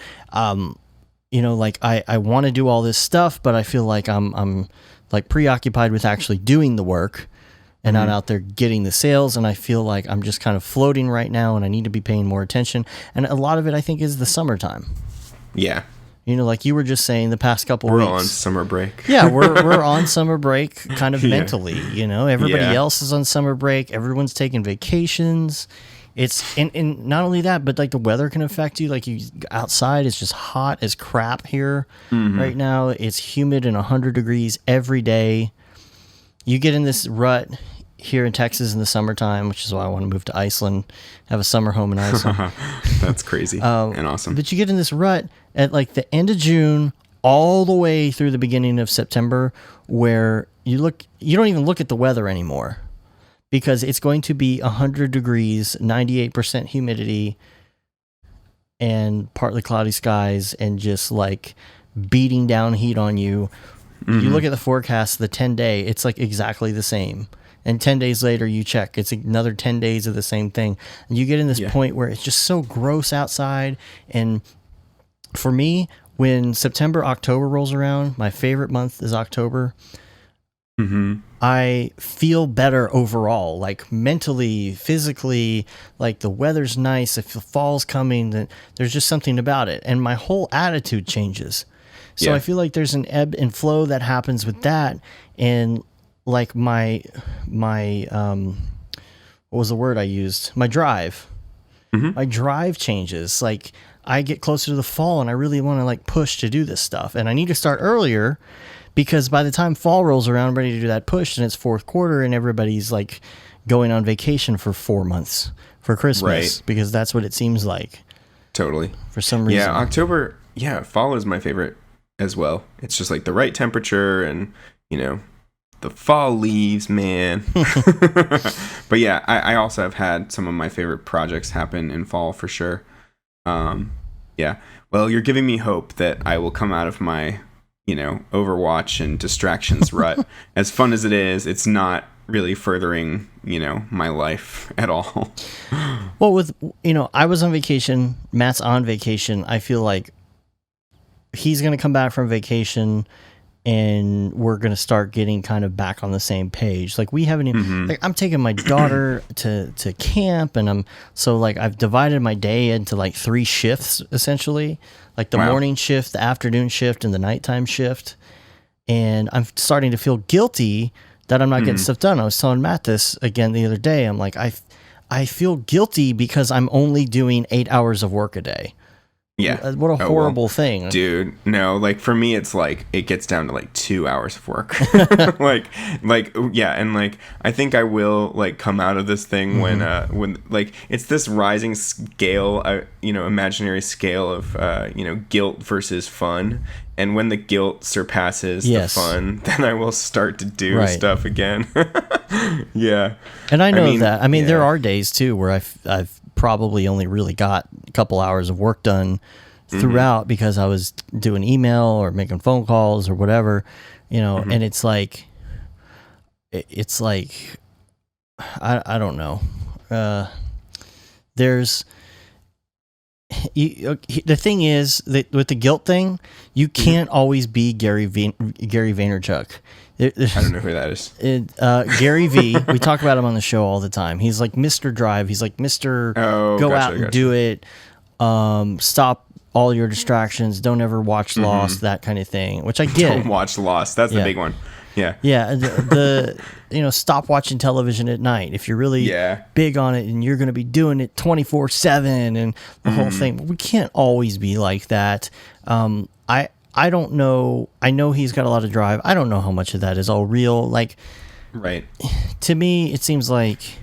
I mean, there's so many. Sorry to cut you off. No, there's so many like motivational books out there. Like, have you heard of Stephen Pressfield's The War of Art? I listen to these. Like, I listen to a lot of audiobooks, and there are a ton of them out there. Like, specifically on how to get up every day and make art and be on a schedule and be disciplined and all that. A 4-hour work week.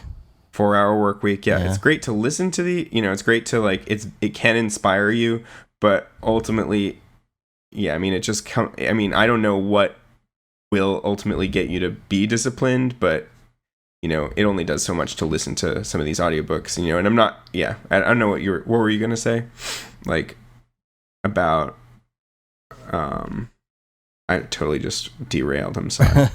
Well, if you're motivated at all and you're trying to be really good at something, or you're trying to just get something off the ground or whatever, you're going to feel guilty if you're not giving it 100%.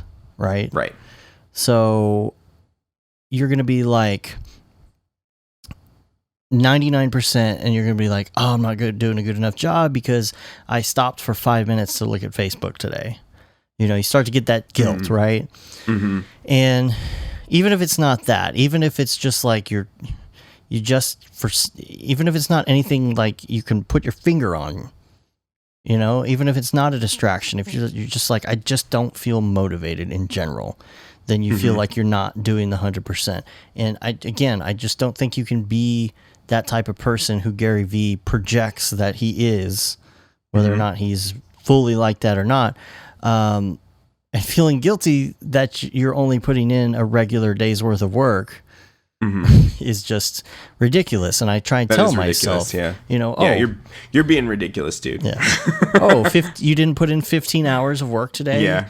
You slacker. The shame. You jerk. Yeah. I mean, he's like, I think that is what I was trying to say, is that books like that, they want you to be a beeple, but in the real world, beeples are pretty dang rare, and you shouldn't feel, and like, having all that guilt is ultimately going to just stress you out more. It doesn't actually serve a purpose. I mean, I don't know.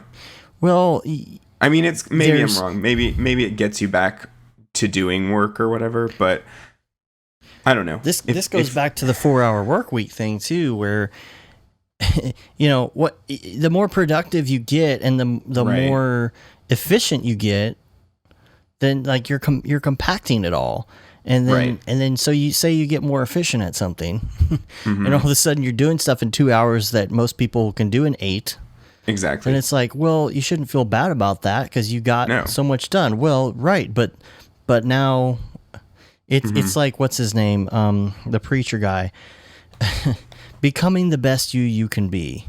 Right. It's the working, smarter, not harder thing. Well, that too. But the becoming the best you can be guy, it's kind of an oxymoron the way I look at it, because if you become the best you can be, become a better you, then once you become that person, you have to then become a better version of that person.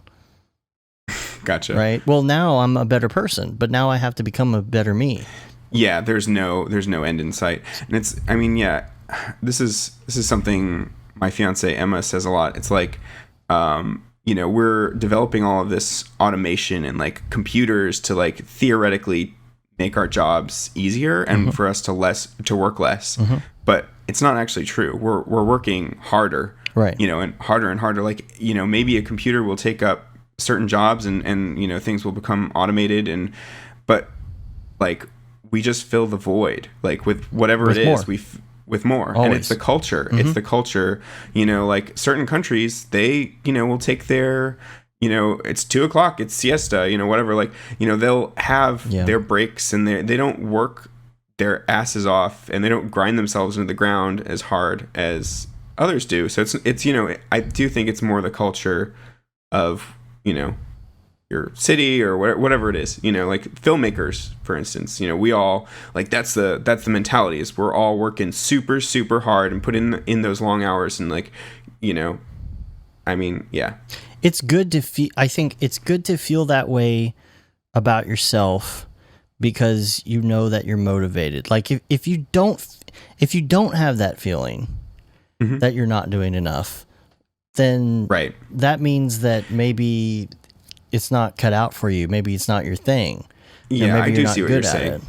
So you're saying that there's like two extremes. One where you're like constantly feeling super guilty, and like that's bad in and of itself, right? And you're feeling unreasonably guilty. Like you are working 8-hour days, you're putting in that time. And honestly, if you're putting in a chunk of time every day, you're going to get better, and you're going to, progress in your work. Like as long as you show up every day consistently, like that's what's going to get you better. But there's some people who do the opposite. Yeah. There's some people who, sorry, what were we going to say? Oh yeah. I was just saying they do the opposite, right? That's the other extreme. Right. So even if they come in and they put in the hours, they're just kind of floating through. Or maybe, totally. There are some people that I've seen who actually think that they're doing a good job. Right. I've been in certain situations at work where everybody's like, man, this person is not doing what they need to be doing. And the person is none the wiser. Yeah. That they're not doing better. That's what I was going to say, is that, if you don't have any feeling of guilt, that's the other extreme, right? You're not really committed to it. You don't really love it. And, you're not going to succeed. Yeah. Most likely. Yeah. So things slow down. They pick up. It's just, I feel like I haven't, even though I've been doing it a long time, in this particular situation, I haven't been around long enough to see that big picture of the ebb and flow. Right. Kind of like... How long have you been freelancing now? Well, see, that's the thing. I've been freelancing on the side since 2000. Holy crap. And I was like, I was fully freelancing in 2000, from 2000 to like 2010, and then I had jobs here and there until the end of last year when I went full on again. Right.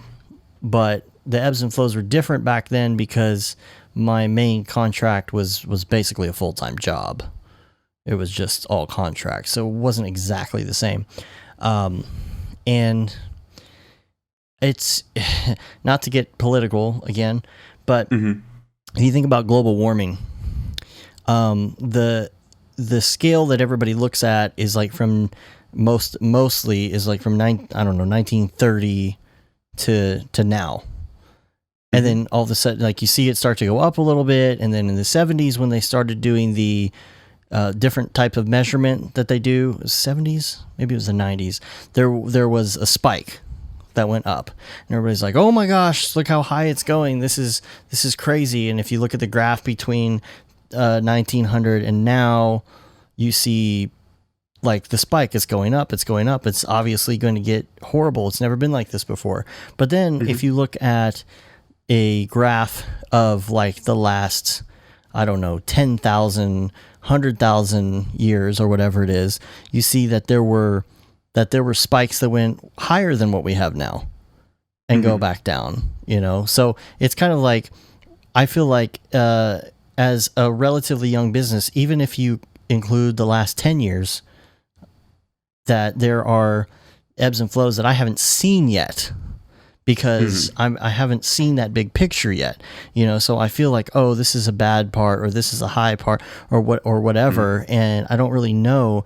And I'm just now starting to learn, oh, this is kind of a plateau and we're going to come back. And like you said, even with your learning, it's kind of the same thing. That is something I have noticed, is that in my skill level in one certain area of something will plateau. And it will take me a while. And all of a sudden, I feel like I really did this push and I really, like, things started to click on a certain topic or a certain type of program or whatever it is. And if I were to graph it the same way and I just looked at the last 1 year, I would say, oh, look, I learned this one thing and then I plateaued. This must be how it's going to be forever. Right. Yeah. You get into that fear. But there are always those projects that will, jump you forward at lightning pace, where you'll like make these grand discoveries and feel like coming out of it, you're so much better. Right. Mm-hmm. And yeah, it's like that with projects, with certain tutorials or brief spurts of learning and training and stuff. Yeah, for sure. But yeah, while I'm in this morass of, video games, it feels like I'm never going to get out of it for sure. Yeah, man. Let's see, what other topics do we have here?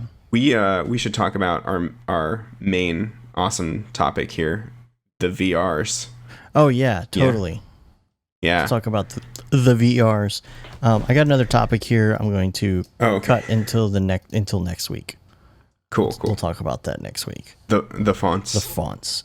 We don't need to talk about what the fonts. We're going to talk about fonts next week. So if anybody has any questions or comments about fonts, which I know what's your favorite font? How do you like to kern your text? Yeah. Oh, look at the kerning. Oh, I know. Do you like letting?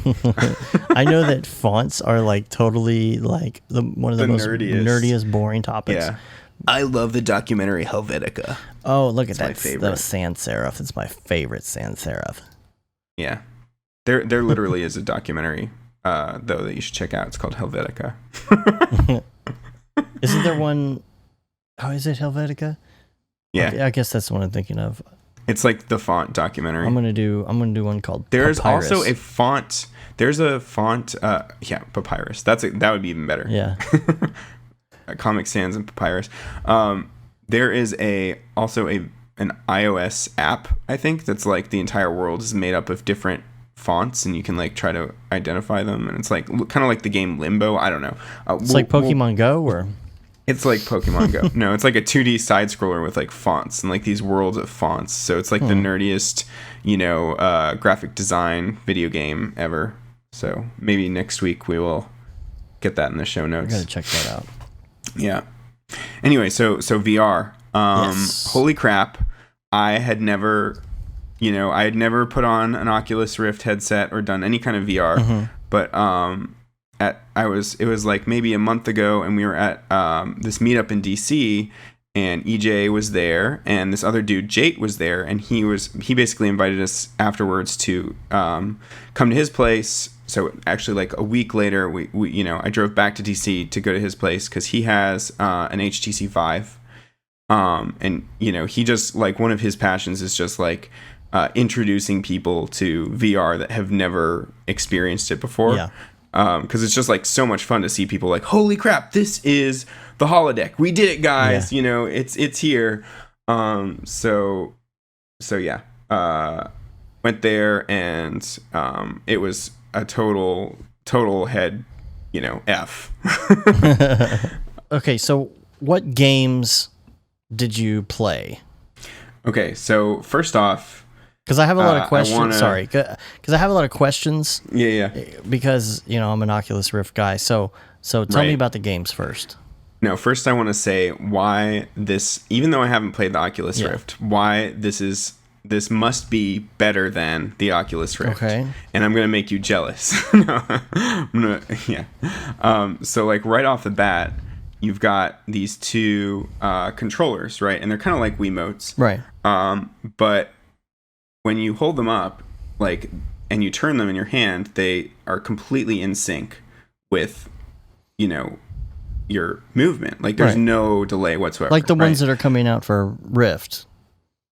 Oh, they are? They've been in development forever. They're just not released until like next month or something. Yeah, I guess that will maybe bring the Oculus up to close to that. Yeah. But like for me, like, I mean, like VR didn't sound that, like, it sounds cool. Just, having the ability to turn your head and see, like, you've got this panoramic vision. Mm-hmm. You've got 3D. And it sounded like a really great extension of video games and like, the VR experience, like movies could be, interesting that way. Mm-hmm. But like, that's, it's not really taking it to that ultra next level yet. Right.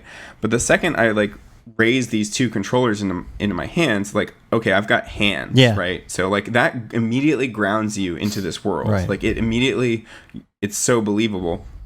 And like those props could then become anything, right? Mm-hmm. They could be, and they are like in one game, you've got this crazy like balloon maker, like this steampunk balloon maker, and it, like you can just hold it up and look at the texture of it. Like I would love to design assets like that. It looks like something out of Substance Painter or whatever, but it's like, this crazy device in your hand, and you just believe that you're holding this thing. Yeah. And also like, you put your controller through like a panel and like you feel it vibrate. So like you've got this feedback as well. Like it's just, so that was mind blowing to me.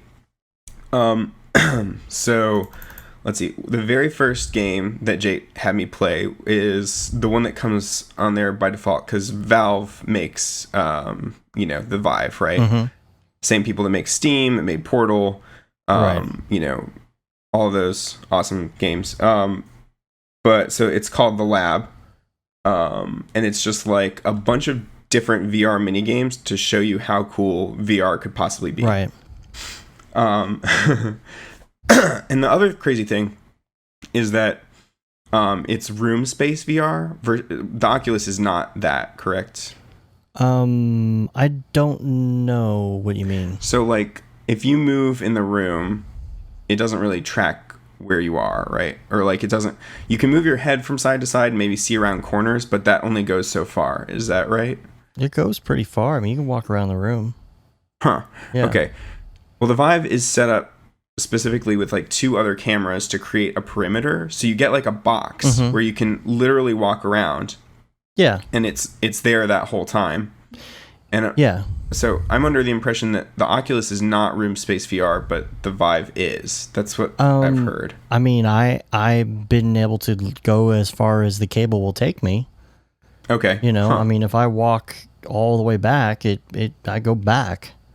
Okay, gotcha. And back and forth and sideways and I mean, really the limit to me is the cable.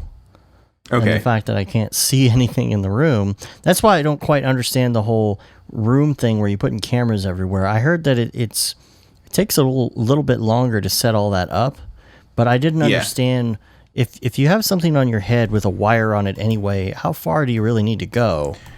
Right. Well, yeah, exactly. But the games that are built for the Vive, like specifically for VR, a lot of the most fun ones are like just these indie games that are like built from the ground up that way, rather than something like Fallout 4, for instance, which is like it's got VR capabilities, but it's not really built for that. Right. So like one of the most fun ones I played was called Job Simulator, and we can put a link in the show notes because I've got this kind of like video of it, but it's like this bizarre like robots in the future misinterpreting how humans had jobs, like so like it's just this really puts you in this bizarre future.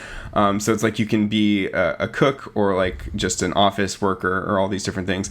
So like being a cook, right, I'm in this room now and I can like turn around and like grab any of the props, right, and like just the room stays stable and consistent, and it feels like I'm really there, like making food or whatever. It like felt super freaking natural. So I don't know, I feel there's got to be some difference. I'm going to do more research, but I'm pretty sure that this is like that there's a difference between room space VR and then like whatever the Oculus has going on.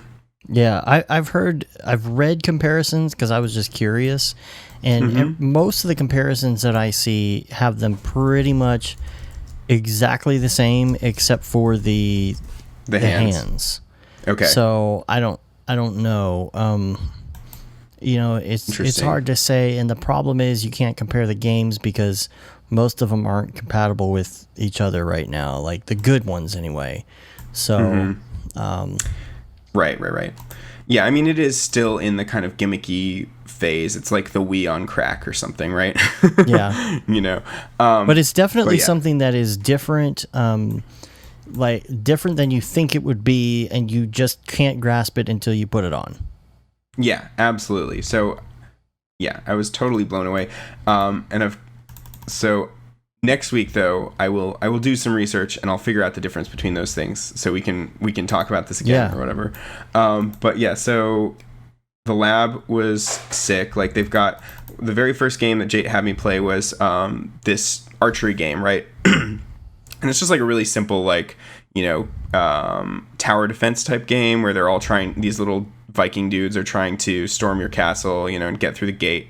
But like, you're shooting arrows and it feels incredibly natural. Like, the further you pull back the arrow, the more it vibrates. So you feel like there's actual tension in the string, and then you release it. And it's like, I really sucked at it.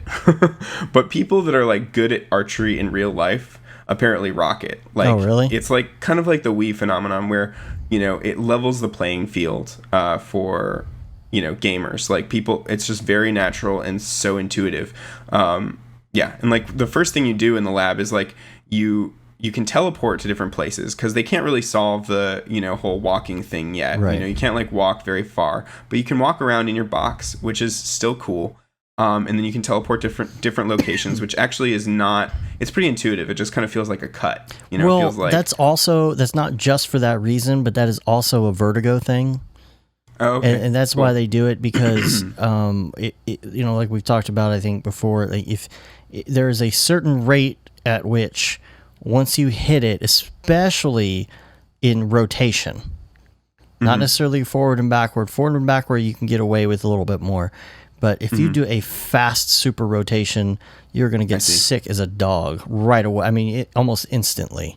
That actually didn't happen to me. I was spinning around a lot. Yeah. And I never got vertigo. No, but that might have to do with the refresh rate. Spinning in your head or my body. Your body. But see, you're actually doing that. Okay. Like, if you're using a controller and spinning, that's the disconnect. No, it doesn't let you do that. So in the Vive, like, you can't use a controller and spin. So maybe that's what I mean by, like, the room is the room and it stays locked. Well, certainly right? There's some stuff. Certainly there's some games where you could use like an Xbox controller and move around, like Halo type situation, or any of those VR support ones. Right. I guess the ones that Jate had us play, all of them had the room locked or whatever. Right. But yeah, I'm sure that you're right. Like, you can't play Fallout 4 or any of these other ones without being able to, move your character around. Right. But those may be more like seated experiences, Yeah, and that's why they, in a lot of these games, not the ones that are like ported for VR or whatever, but the ones that are kind of designed to go to different areas and stuff, they put those transports in there so you can click and it does that cut, and all of a sudden you're over here, because your brain doesn't feel like anything weird happened, and it doesn't have that disconnect of seeing something move real fast, but then the cilia or whatever they are in your ears not responding to that. So that's where that disconnect happens. So since you're rotating yourself, that's actually physically happening. Right, exactly. So you don't get sick. The more things that we can pair in the real world, the better, for sure. And the refresh rate, like you said. Yeah, refresh rate. But yeah, like, one of the very first things you do in this game is you teleport over to, all these different mini games, and then you take a bubble and you like put it in your face. So you like to go into the world, it's like Alice in Wonderland. You're putting the bubble into your head and then you're there. And like, now you're smaller, and it's just like these crazy trippy, like, seriously, like, drugs plus VR, probably probably like ridiculously awesome. So yeah, there was the tower defense one, and then there was like the most addictive one was this incredibly simple balloon game. Like, it just puts you in a room where it's a 360 kind of HDRI thing. Though they've also obviously done a LiDAR scan, because when you hit the balloon towards the rocks, it'll bounce off no matter where the rocks are, and you'll get shadows and semi-realistic lighting and all this stuff. So, but it looks like this beautiful environment. can, move all around. But you've just got this weird contraption in your left hand that you can turn all around and inspect, and then take your other hand and turn the dial and change the color of the balloon, and you just make balloons, right? And then you can take your other hand and bop them and prevent them from going anywhere, and then hit them far away, and then they'll go up towards the light out of the cave or whatever. So that it's just stupid. You could do this in the real world, but something about it was incredibly fun. Yeah. And the weirdest thing was when I would hold the balloon and try to keep it, but it would slip through my body where I thought my body was, right? And so then you just get this weird sensation, something is passing through me and I'm a ghost right now. Yeah. Because, you're convinced that these two things are your hands and, this is where your body should be. And then you got this balloon going through you. So it was super freaking weird. Yeah. And that's the weird thing, too, on the ones where you don't have a body. You look down and you expect to see your hands and your body. You expect to see your body. Yeah, totally. Yeah. So, yeah, that was the one thing that really sold me was definitely those hand controllers. And then later, I was playing this zombie game, right? And horror games are gonna get so creepy, because at first I'm it's just a stupid, waves of zombies kind of game. This is not, the graphics aren't that good. It's not that scary. But then it's oh wait, they can come from behind me. So I'm totally spinning in circles. And I've got a handgun, I've got a handgun with not that many bullets, right? And it's all right, okay, I do the first round, not that bad. Second round, they bring on the next type of zombies too, which can start charging you, right? And then and it's okay, crap, I hate these guys. These guys suck, I'm break yourself, fool, turning the gun sideways. And then the third wave, they bring out these hulking dudes, and that's when it got really, really freaky, because when these giant dudes come up to you, they are actually looming over you because they're so huge. You look up and you see them. So they come up towards you, and it's very intimidating because you're small and you're looking up at something that's huge. Yeah. So that was a really different experience. Plus the whole, obviously the 3D element. Yeah. And so I got so convinced that this thing I was holding in my hand was actually a gun that I was I talked to EJ and Jay in the room, and I was am I intimidating you guys right now? Are you guys is this look kind of scary, or am I pointing this gun in your face, right? And then later, 30 minutes later, I'm sitting down watching EJ play, and I'm wait a second, this looks totally dorky, and in no way would having a VR controller pointed in my face. But I was so convinced that I was holding a gun, right? So that's the thing, it just grounds you. Having that hand, that prop to, play with just completely grounds you in the world. I'm totally missing that right now, on the Rift. But I know it's coming, so that's... Yeah, you're just waiting for that. That's cool. Well, cool. I didn't know that they were that similar. And the other crazy thing is you can take a prop, right, and then just chuck it from one hand to the other. You can even juggle if you're good enough. You can juggle, it's that responsive. Yeah. Yeah. I'm interested to see how the difference between the two. What are the I need to see what they look like. It's the what do you call the controllers, I guess? Yeah, let me look. I'm trying to I remember these now. Okay, so you have your hand on it, and it kind of... what is the ring for? There's a ring on top of the HTC, the Vive one. Those are touchpad, basically a control stick, but it's a touchpad. So you can dial things around, and I assume that you could move a controller at a person in 3D space that way. But what's the top of it is also a circular thing. What is that part for? All right, let me pull up just the weird... I just put Vive controllers into Google. I don't know. It may just be to look cool. I'm sure there's some function to it, but that's... okay. I didn't really interact with that part. The sides have clicky, squeezy buttons, so you can squeeze to do a function. Then there are those two buttons, and the pad is one of the main things that it picks up where your thumb is precisely. So that's the other thing that's and the other thing I was going to say is we got to do Tilt Brush, which I think you saw Beeple's art recently doing that. Yeah. That was hella fun. So like again, everything, you're in a room and you can walk around. It's like creating a sculpture, but out of light or out of fire or whatever you want, and you're just painting these strokes in 3D, and they stay there. And on your controller to access the different palettes, it's so intuitive.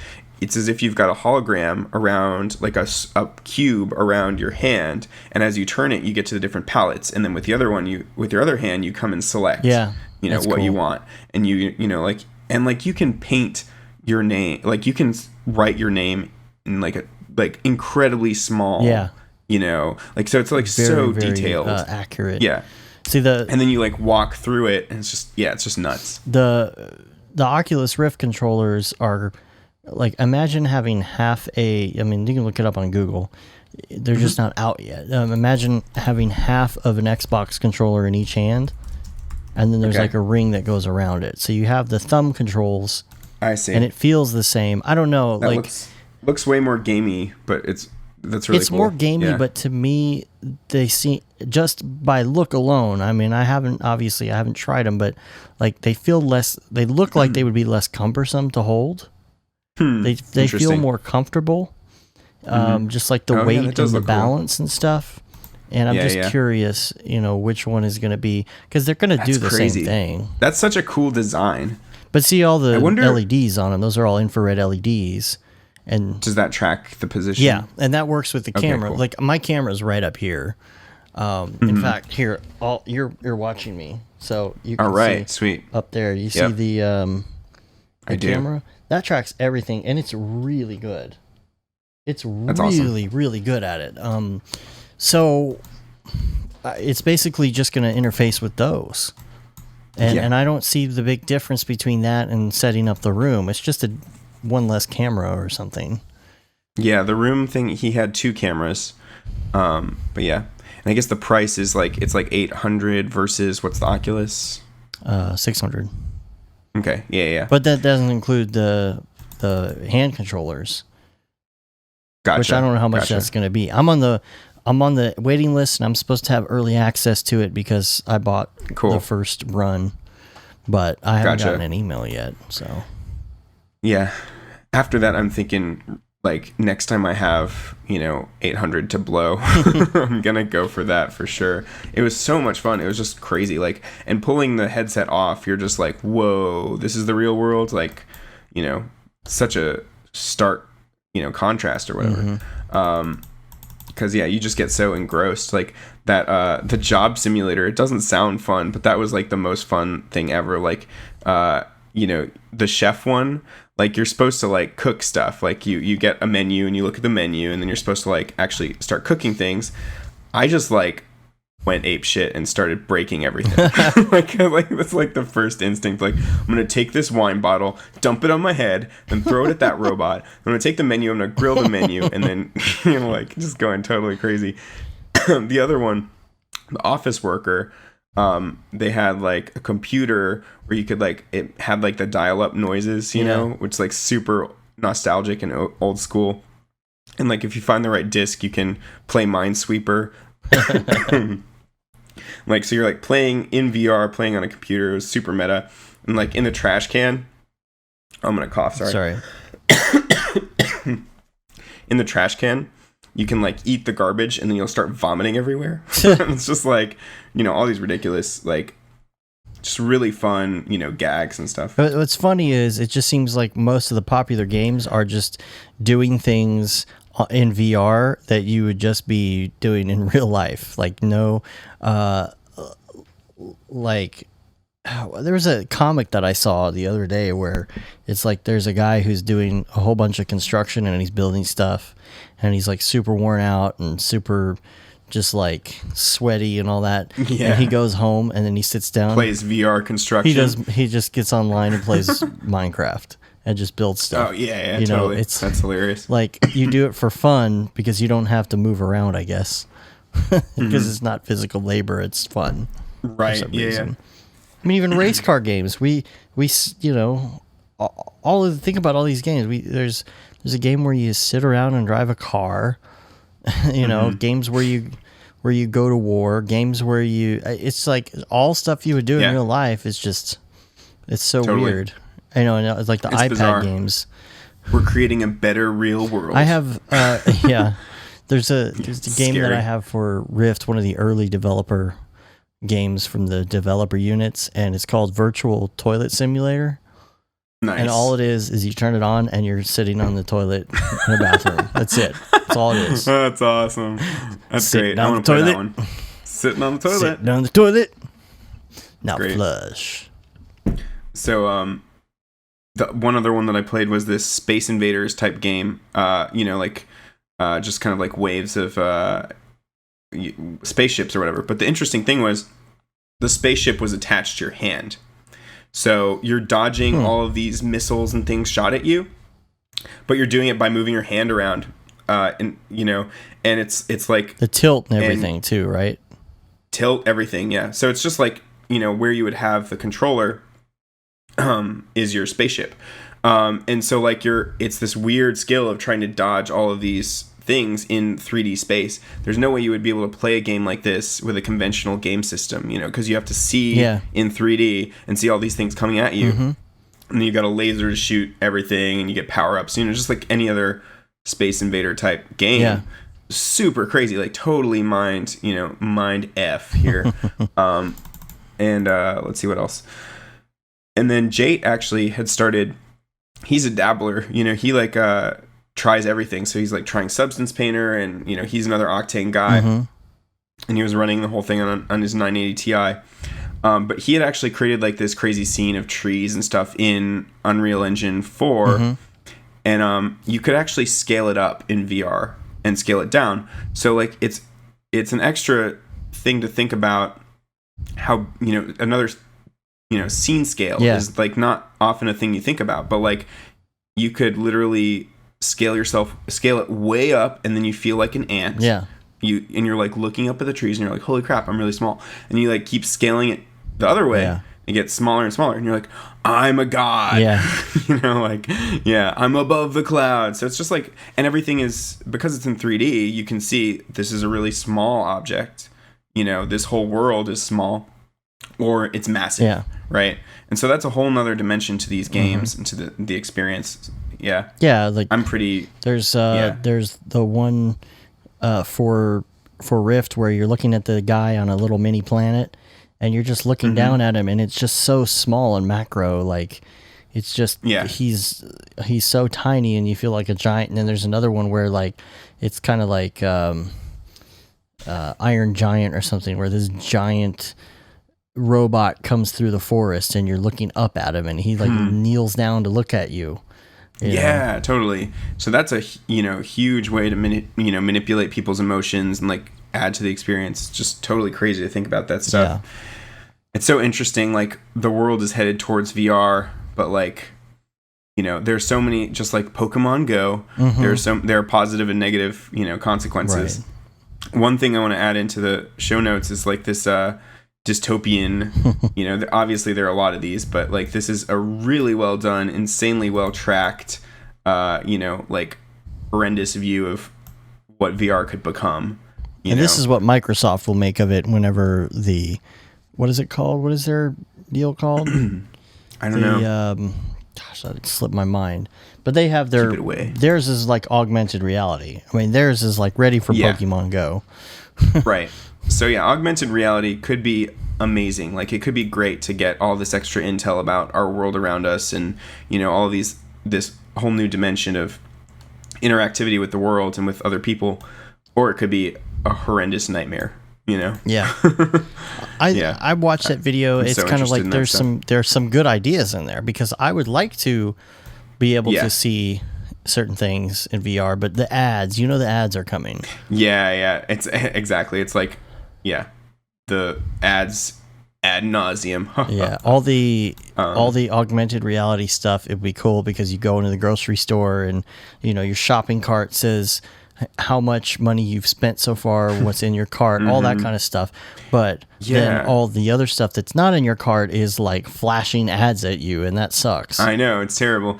And like it's, you know, and all the turning everyday tasks into gaming things, you know, like to try to motivate you to do menial stupid work, you know? Yeah. That's terrifying. So yeah, because people love to get points for no reason. Like, you know, like Reddit karma. It's a motivator. Yeah, it's totally true. Yeah. You should read, if you haven't already, listen to the audiobook of Ready Player One.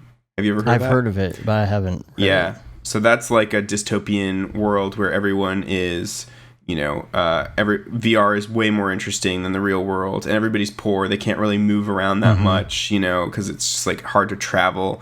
Like it's trailer parks are now stacked vertically. Yeah. The main character lives in like one of these massive stacks that could, you know, collapse at any minute.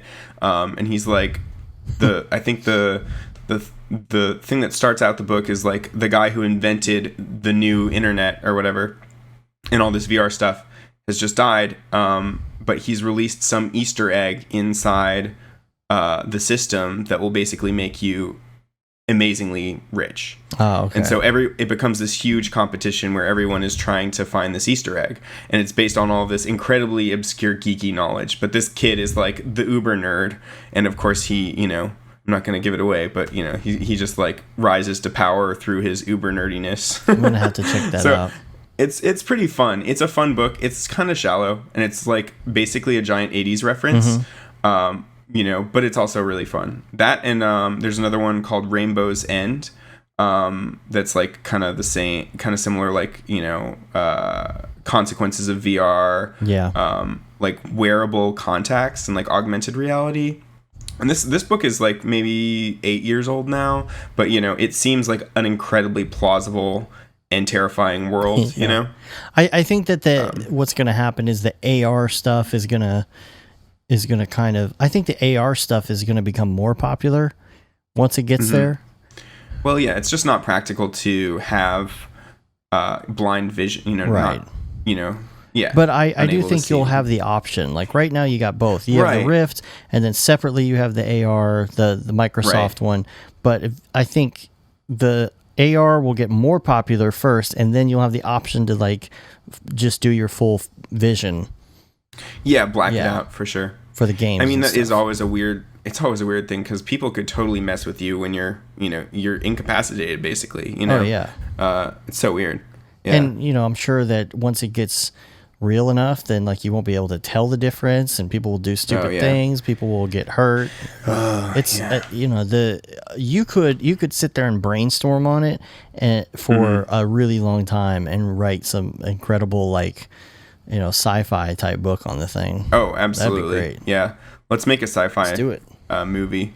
Yeah. I mean, like, the future is, I'm pretty optimistic about it, and I'm pretty excited about all this technology, and like, I geek out on it, but yeah, I just hope it's not horrible. I mean, people are getting hurt at Pokemon Go right now. Just imagine whenever, you know, you go out your front door and glass. Yeah, everything in out your front door looks like super awesome, but there's actually just a giant pit there that you didn't realize was there, and you fall into it and die, you know, and then it's all over the news, and then you got to have regulations, and good Lord, we'll kill ourselves before that happens, though. So it's whatever. Yeah. That's comforting. Yeah. So a quick note on Octane I wanted to throw in. I was working on this salsa this week, this little thing of salsa for a client, and making it look like, just trying to make it look like hyper realistic as possible. And we signed up for an account with Polygon, which we've been talking about, the texture site. And so I've been doing things like putting real subtle, you know, creases and marks and damage and stuff into things that just give it that next 1% realism. And it seems to be working well. What were you saying about Polygon earlier? There's something changing. Oh, right. So I kind of stumbled on this by looking at my membership. So it's $17 a month, and I'm subscribed. And I've managed to download like almost 3,000 textures in a month. Though that's kind of a bloated number, because really you get, like, in one click and one download, you get your displacement, gloss, reflection, albedo, normal, diffuse, all these things. So, but even if that's true, like, divide that by 5 or whatever. Let's see, what's 3,000 divided by 5? I don't know math. So that's like 600. So say I downloaded 600 textures in a month. I think that is probably not a profitable business model for them, because it looks like they've switched to, now it says in July at some point they're going to put a cap on your monthly download. So it's not like a daily 25 texture limit. It's a 200 monthly texture limit, which is more like textures.com, which I actually subscribe to, by the way, just now too. Yeah, so do I. I had never subscribed to it before, but I just did, to see, like, kind of the differences. And they've actually got some really cool, they've got Substance Painter specific textures, so like already pre-built Substance Painter ones that look really gorgeous, because I'm planning on getting into Substance Painter. But and they've also got some 3D scans on there, like real displacement, which I think I talked about last time I was on here. Do you remember the real displacement thing, where it's like it's the depth passes are, they take real 3D scans, right? And so the depth passes are perfectly accurate. And so there are a few more of those on textures.com. They're crazy expensive though. Yeah. So, like, because they're actual 3D scans, and theoretically, with Octane's displacement, you can recreate those 3D scans basically. But so I thought that was exciting, and so I got the textures.com membership and blew all my money on that. I like it, and the same thing applies with, like, Polygon, where it's like, you can go in and you could, like, download all the textures, but if the price is right, I'm fine with just paying that monthly or yearly amount and just being like, I'll just go get it whenever I need it, instead of having to manage all that stuff myself. Totally. I mean, it's hard to keep up with it every day and, like, download textures all the time. Yeah. But at the same time, I like having an offline library of all that stuff. It's nice to just dive into your library of, like, 3D models and textures and all that, whatever. Yeah. I mean, obviously you can. I just find, like, even, I'm sure that there's some stuff on textures.com I've probably downloaded 15 times. The same grass or the same road texture or the same rock or brick texture over and over, but or especially paper. Oh man, there's some base paper textures. That was one thing I downloaded from CG textures that Polygon seemed to not have, was they had some sick paper textures. Some great paper textures. And I always go in and or even, like, I'll use certain textures from paper as a bump, or I'll take things and modify them to be something else, that kind of thing. So the thing about, like, normals versus bump, which is interesting, I think you were talking about this on the episode you did with Matt, is that you can't really use normals and bump at the same time, or you don't want to, or whatever. And so the one thing that is difficult is, like, sometimes I find a nice normal map and I want to use it, but then I want to layer stuff on top of it. Like, I want to put some sort of a bump map noise on top of it. Well, that bump noise doesn't really show up if you have the normal map on. So I'll take the texture and do the the bump texture instead, so that I can multiply. Because if you wanted to multiply, like, a noise on top of your normal map, then you would have to have a normaled noise map, not just a black and white. Yeah, with the specific colors corresponding to. Yeah, that makes sense. And most of the time it doesn't matter, but, like, the bump that I did with some of this, like, creases and stuff to look like paper that had been mildly bumped or scratched, it was fine. It was fine for what it is. Doing the bump multiplied with the texture, like the noise and the texture together. So the thing I was actually saying about all that last time was that with the displacement and with real displacement, they recommend you, if you're going to do displacement, don't use the normal map. Oh, it's displacement. Okay. Yeah. So they're redundant. So like they've got bump textures that add that kind of micro detail. And you can use the normals with that. But the displacement, accounts for all of that because it's really extruding, the surface, Right. and you don't at that point need the normal Yeah, mount. that makes sense. Which makes sense. Yeah. Yeah.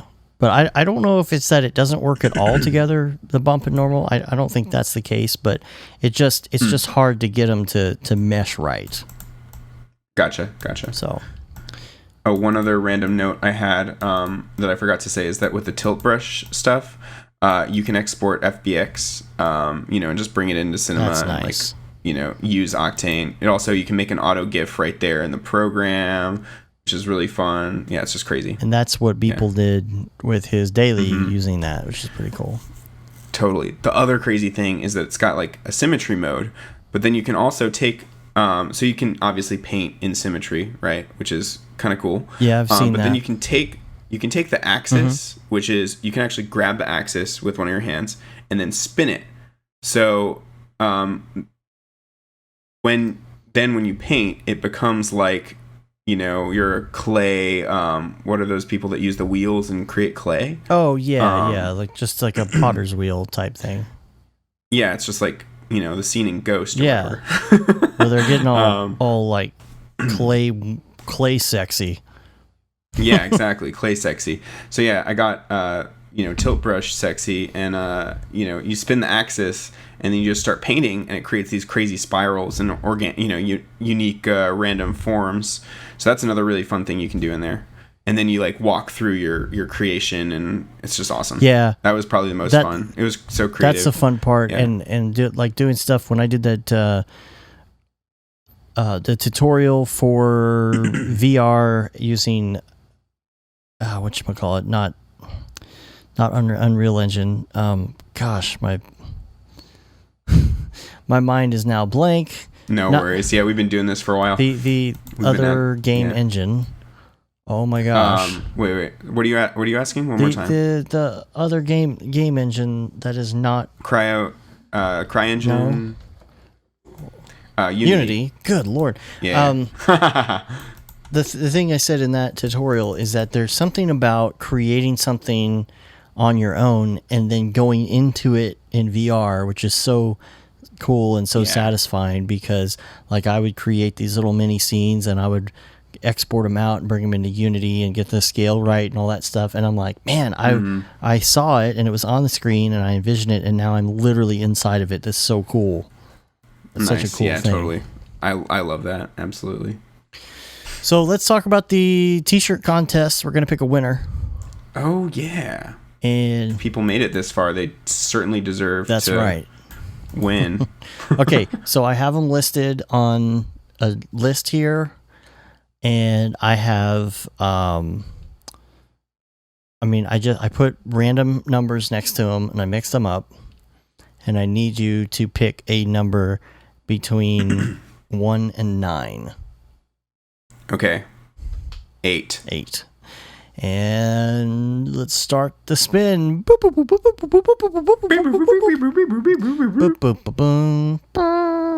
Okay. It is Kerplonk. Kerplonk.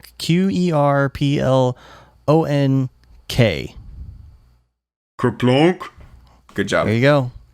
So now you are part of the Brograph crew. You need to contact us at brograph@brograph.com, and let's talk about your address when we do that, and then from there we will Amazon Prime you a shirt, and then that'll be it. You'll have the shirt. You can sport it. You can take a picture. You can impress all your friends with it. So, other email, social stuff. We got Adam Tubuck, who messaged me. He was asking about the psych update. I'm so behind. I'm sorry about that, but I already have it fixed. I was trying to fix some other stuff within the plugin before I sent it out, but we will get that updated ASAP. And Bo Dodge said, I've been keeping a copy of the Luminous Quick Sky and a few Octane materials in my default /new C4D file so that it's there with every file I start. That's cool. QMagic6 says, "Hi guys, thanks again for this episode," referring to the last week. "And to be honest, a 1-hour episode feels like a sweet spot to me. So you could do this more often. I heard the discussion about chapters. In all honesty, I do think they would be useful since it's often the case that I go back to some topics you guys were talking about and I'm searching for like crazy for it. It would be very helpful if there was a list of topics with a timestamp so I could jump there manually if needed. Again, thank you so much for the fantastic podcast, and I'm already looking forward to the next episode. Greetings from the Netherlands." P.S. Oh, that's Mark. And P.S. I wanted to order a shirt, but I found out that Amazon does not ship to Europe, or maybe just Netherlands.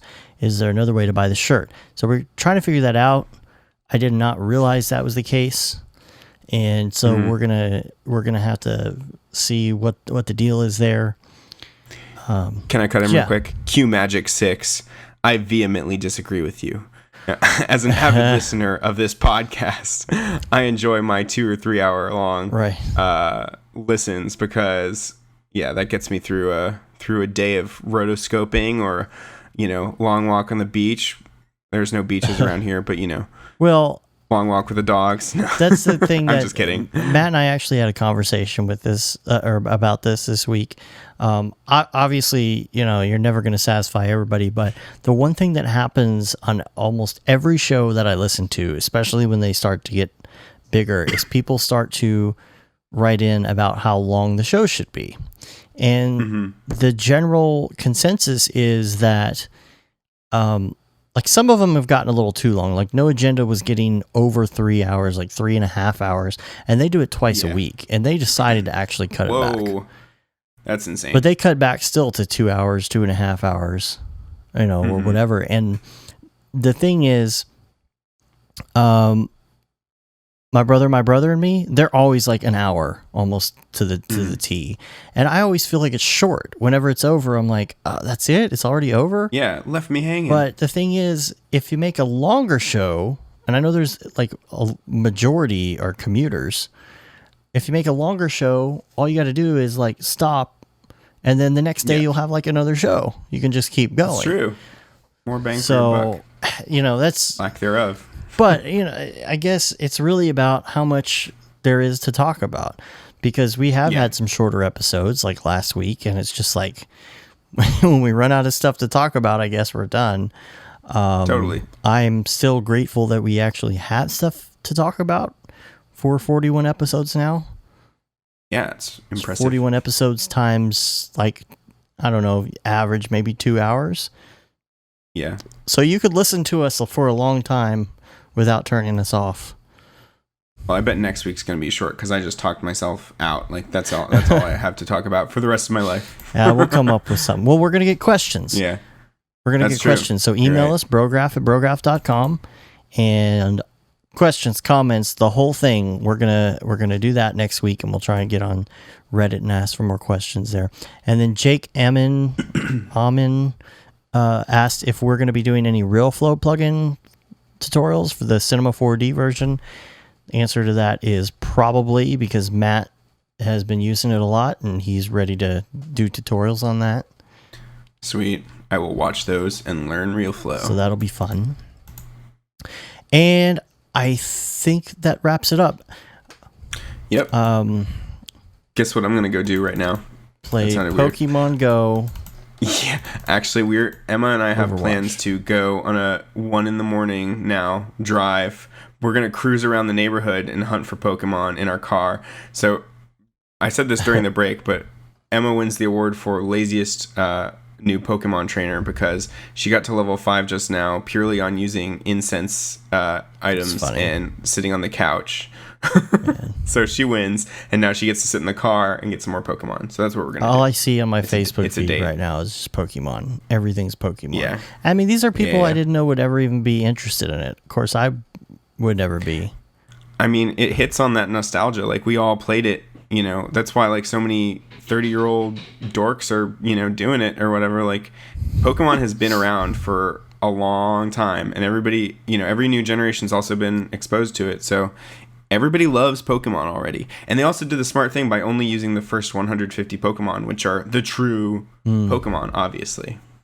You're like, I have no clue what you're talking about because I no didn't idea. do Pokemon. It's so funny, though. Well, now you get to experience it, with fresh eyes. My friend just posted a picture on Facebook, and it looks like a pedo van. Oh my God. And it has the pedo bear in the window, and it's spray painted on the side. It says rare Pokemon inside. Oh, no. So many terrible jokes. It's funny because it's just what we were just talking about. I have another friend who said it looked like the zombie apocalypse whenever he went out to pass the park. And he's That's like, hilarious, oh, wait, yeah. it's not the zombie apocalypse, just everybody playing Pokemon. Yeah. So it's basically the zombie apocalypse. I mean, it's the awesome zombie apocalypse. Yeah. If you would like to subscribe to us, that would help get us our numbers up in iTunes, which is great. If you're just like listening to the audio or something, or you listen on YouTube or whatever, even if you don't use that, I guess, just subscribe to help us with our numbers. It would be awesome. You can subscribe to us on YouTube for the podcast and the tutorials and like everything kind of combined. You could say you've been there, done that, got the t-shirt, and get the No Brograph, No Mograph tee. And if you'd like to take our relationship to the next level, we're on Facebook, Twitter, Instagram, and YouTube, and of course, Brograph.com. So check us out there. Yeah, I took my relationship with these guys to the That's next right, level. big time. Now I'm on their podcast. That's right. And we worked together, and it was so, did I give an update to Cinema 4D on iTunes? If you type Cinema 4D, we were curious about that. They actually figured it out. Well, they figured out there was an issue, and they're looking into it. But I haven't heard anything else back yet, so I'm kind of waiting to find out. Because if you type in Cinema 4D into iTunes, you do not get Brograph. lame. And that does not make sense to me. No, it works for Overcast and all the other stuff. Yeah. I'm sad about that. That's sad. So that covers it. Oh, sorry. I know I keep pushing things for further into 3 hour zone or whatever. But one thing I was telling Matt last week is that I don't think that there is, honestly, like, there aren't a whole lot of other motion graphics podcasts out there at all. Mm-hmm. But even like the ones that are sort of like that, like The Collective is not a motion graphics podcast. That's like a design centric. Like they've interviewed several of the big players like Beeple and some others. Maybe like 5 to 10 episodes are motion graphics. But honestly, like if you look, there are not any other motion graphics podcasts out there. Like for a while, Pixel Lab did their thing. For a while, Grayscale Gorilla put out some stuff. But yeah, you guys are it right now. The good thing we have going for us on iTunes is that if you type in motion graphics, we are the first thing that comes up in podcasts. That's awesome. Well, that's great. Yeah. And that's only because it's in the name. But you've got something called PNW, which doesn't even have artwork. MacBreak Studio, but that's not really about that. That doesn't count. That doesn't How count. Church Media works. Like I'm looking, I don't see Cineversity's on the second line. There's some Creative Cow. Like I found Life with Motion, but that ended in sometime in 2015.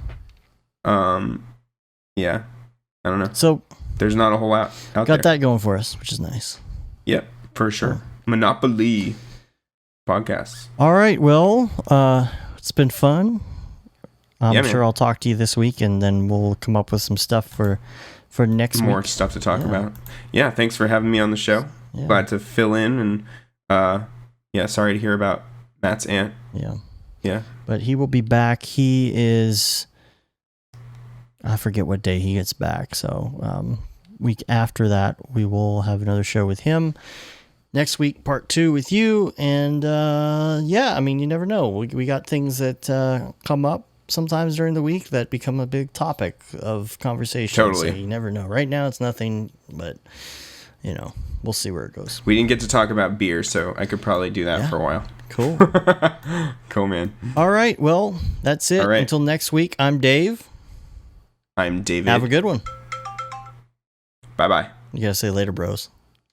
Later, bros.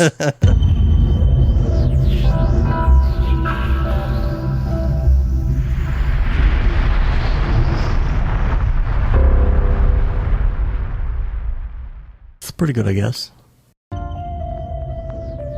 Brograph.com, an online resource for learning critical components of Cinema 4D and After Effects, specifically catered to help you prevail as a motion graphic designer. What's up, bros? Welcome to another Brograph motion graphics tutorial. We give you professional time-saving tips, shortcuts, and lessons that help give you an edge over your fellow designners.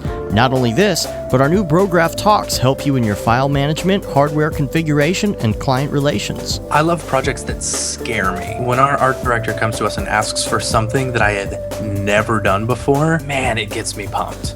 Join us for live sessions, check out our crazy Cinema 4D experiments, or just watch our Fun with Brograph series, where we show you practical applications for techniques learned in previous tutorials. Do this from the beginning, and your client is going to respect that, and they're going to respect you, and they're going to respect your time. Subscribe today and get automatic updates on the latest tutorials, tricks, tips, and inspiration brought to you by industry professionals Dave Koss and Matt Milstead, all with a slight dash of dry humor peppered in. Real nice banana. Brograph.com, your source for tutorials that will help you thrive in the motion graphics industry. Don't just play around with Cinema 4D and After Effects, master it, and make money by becoming indispensable at your workplace. We don't care how you get here, folks. Just get here. Subscribe now to Brograph Tutorials.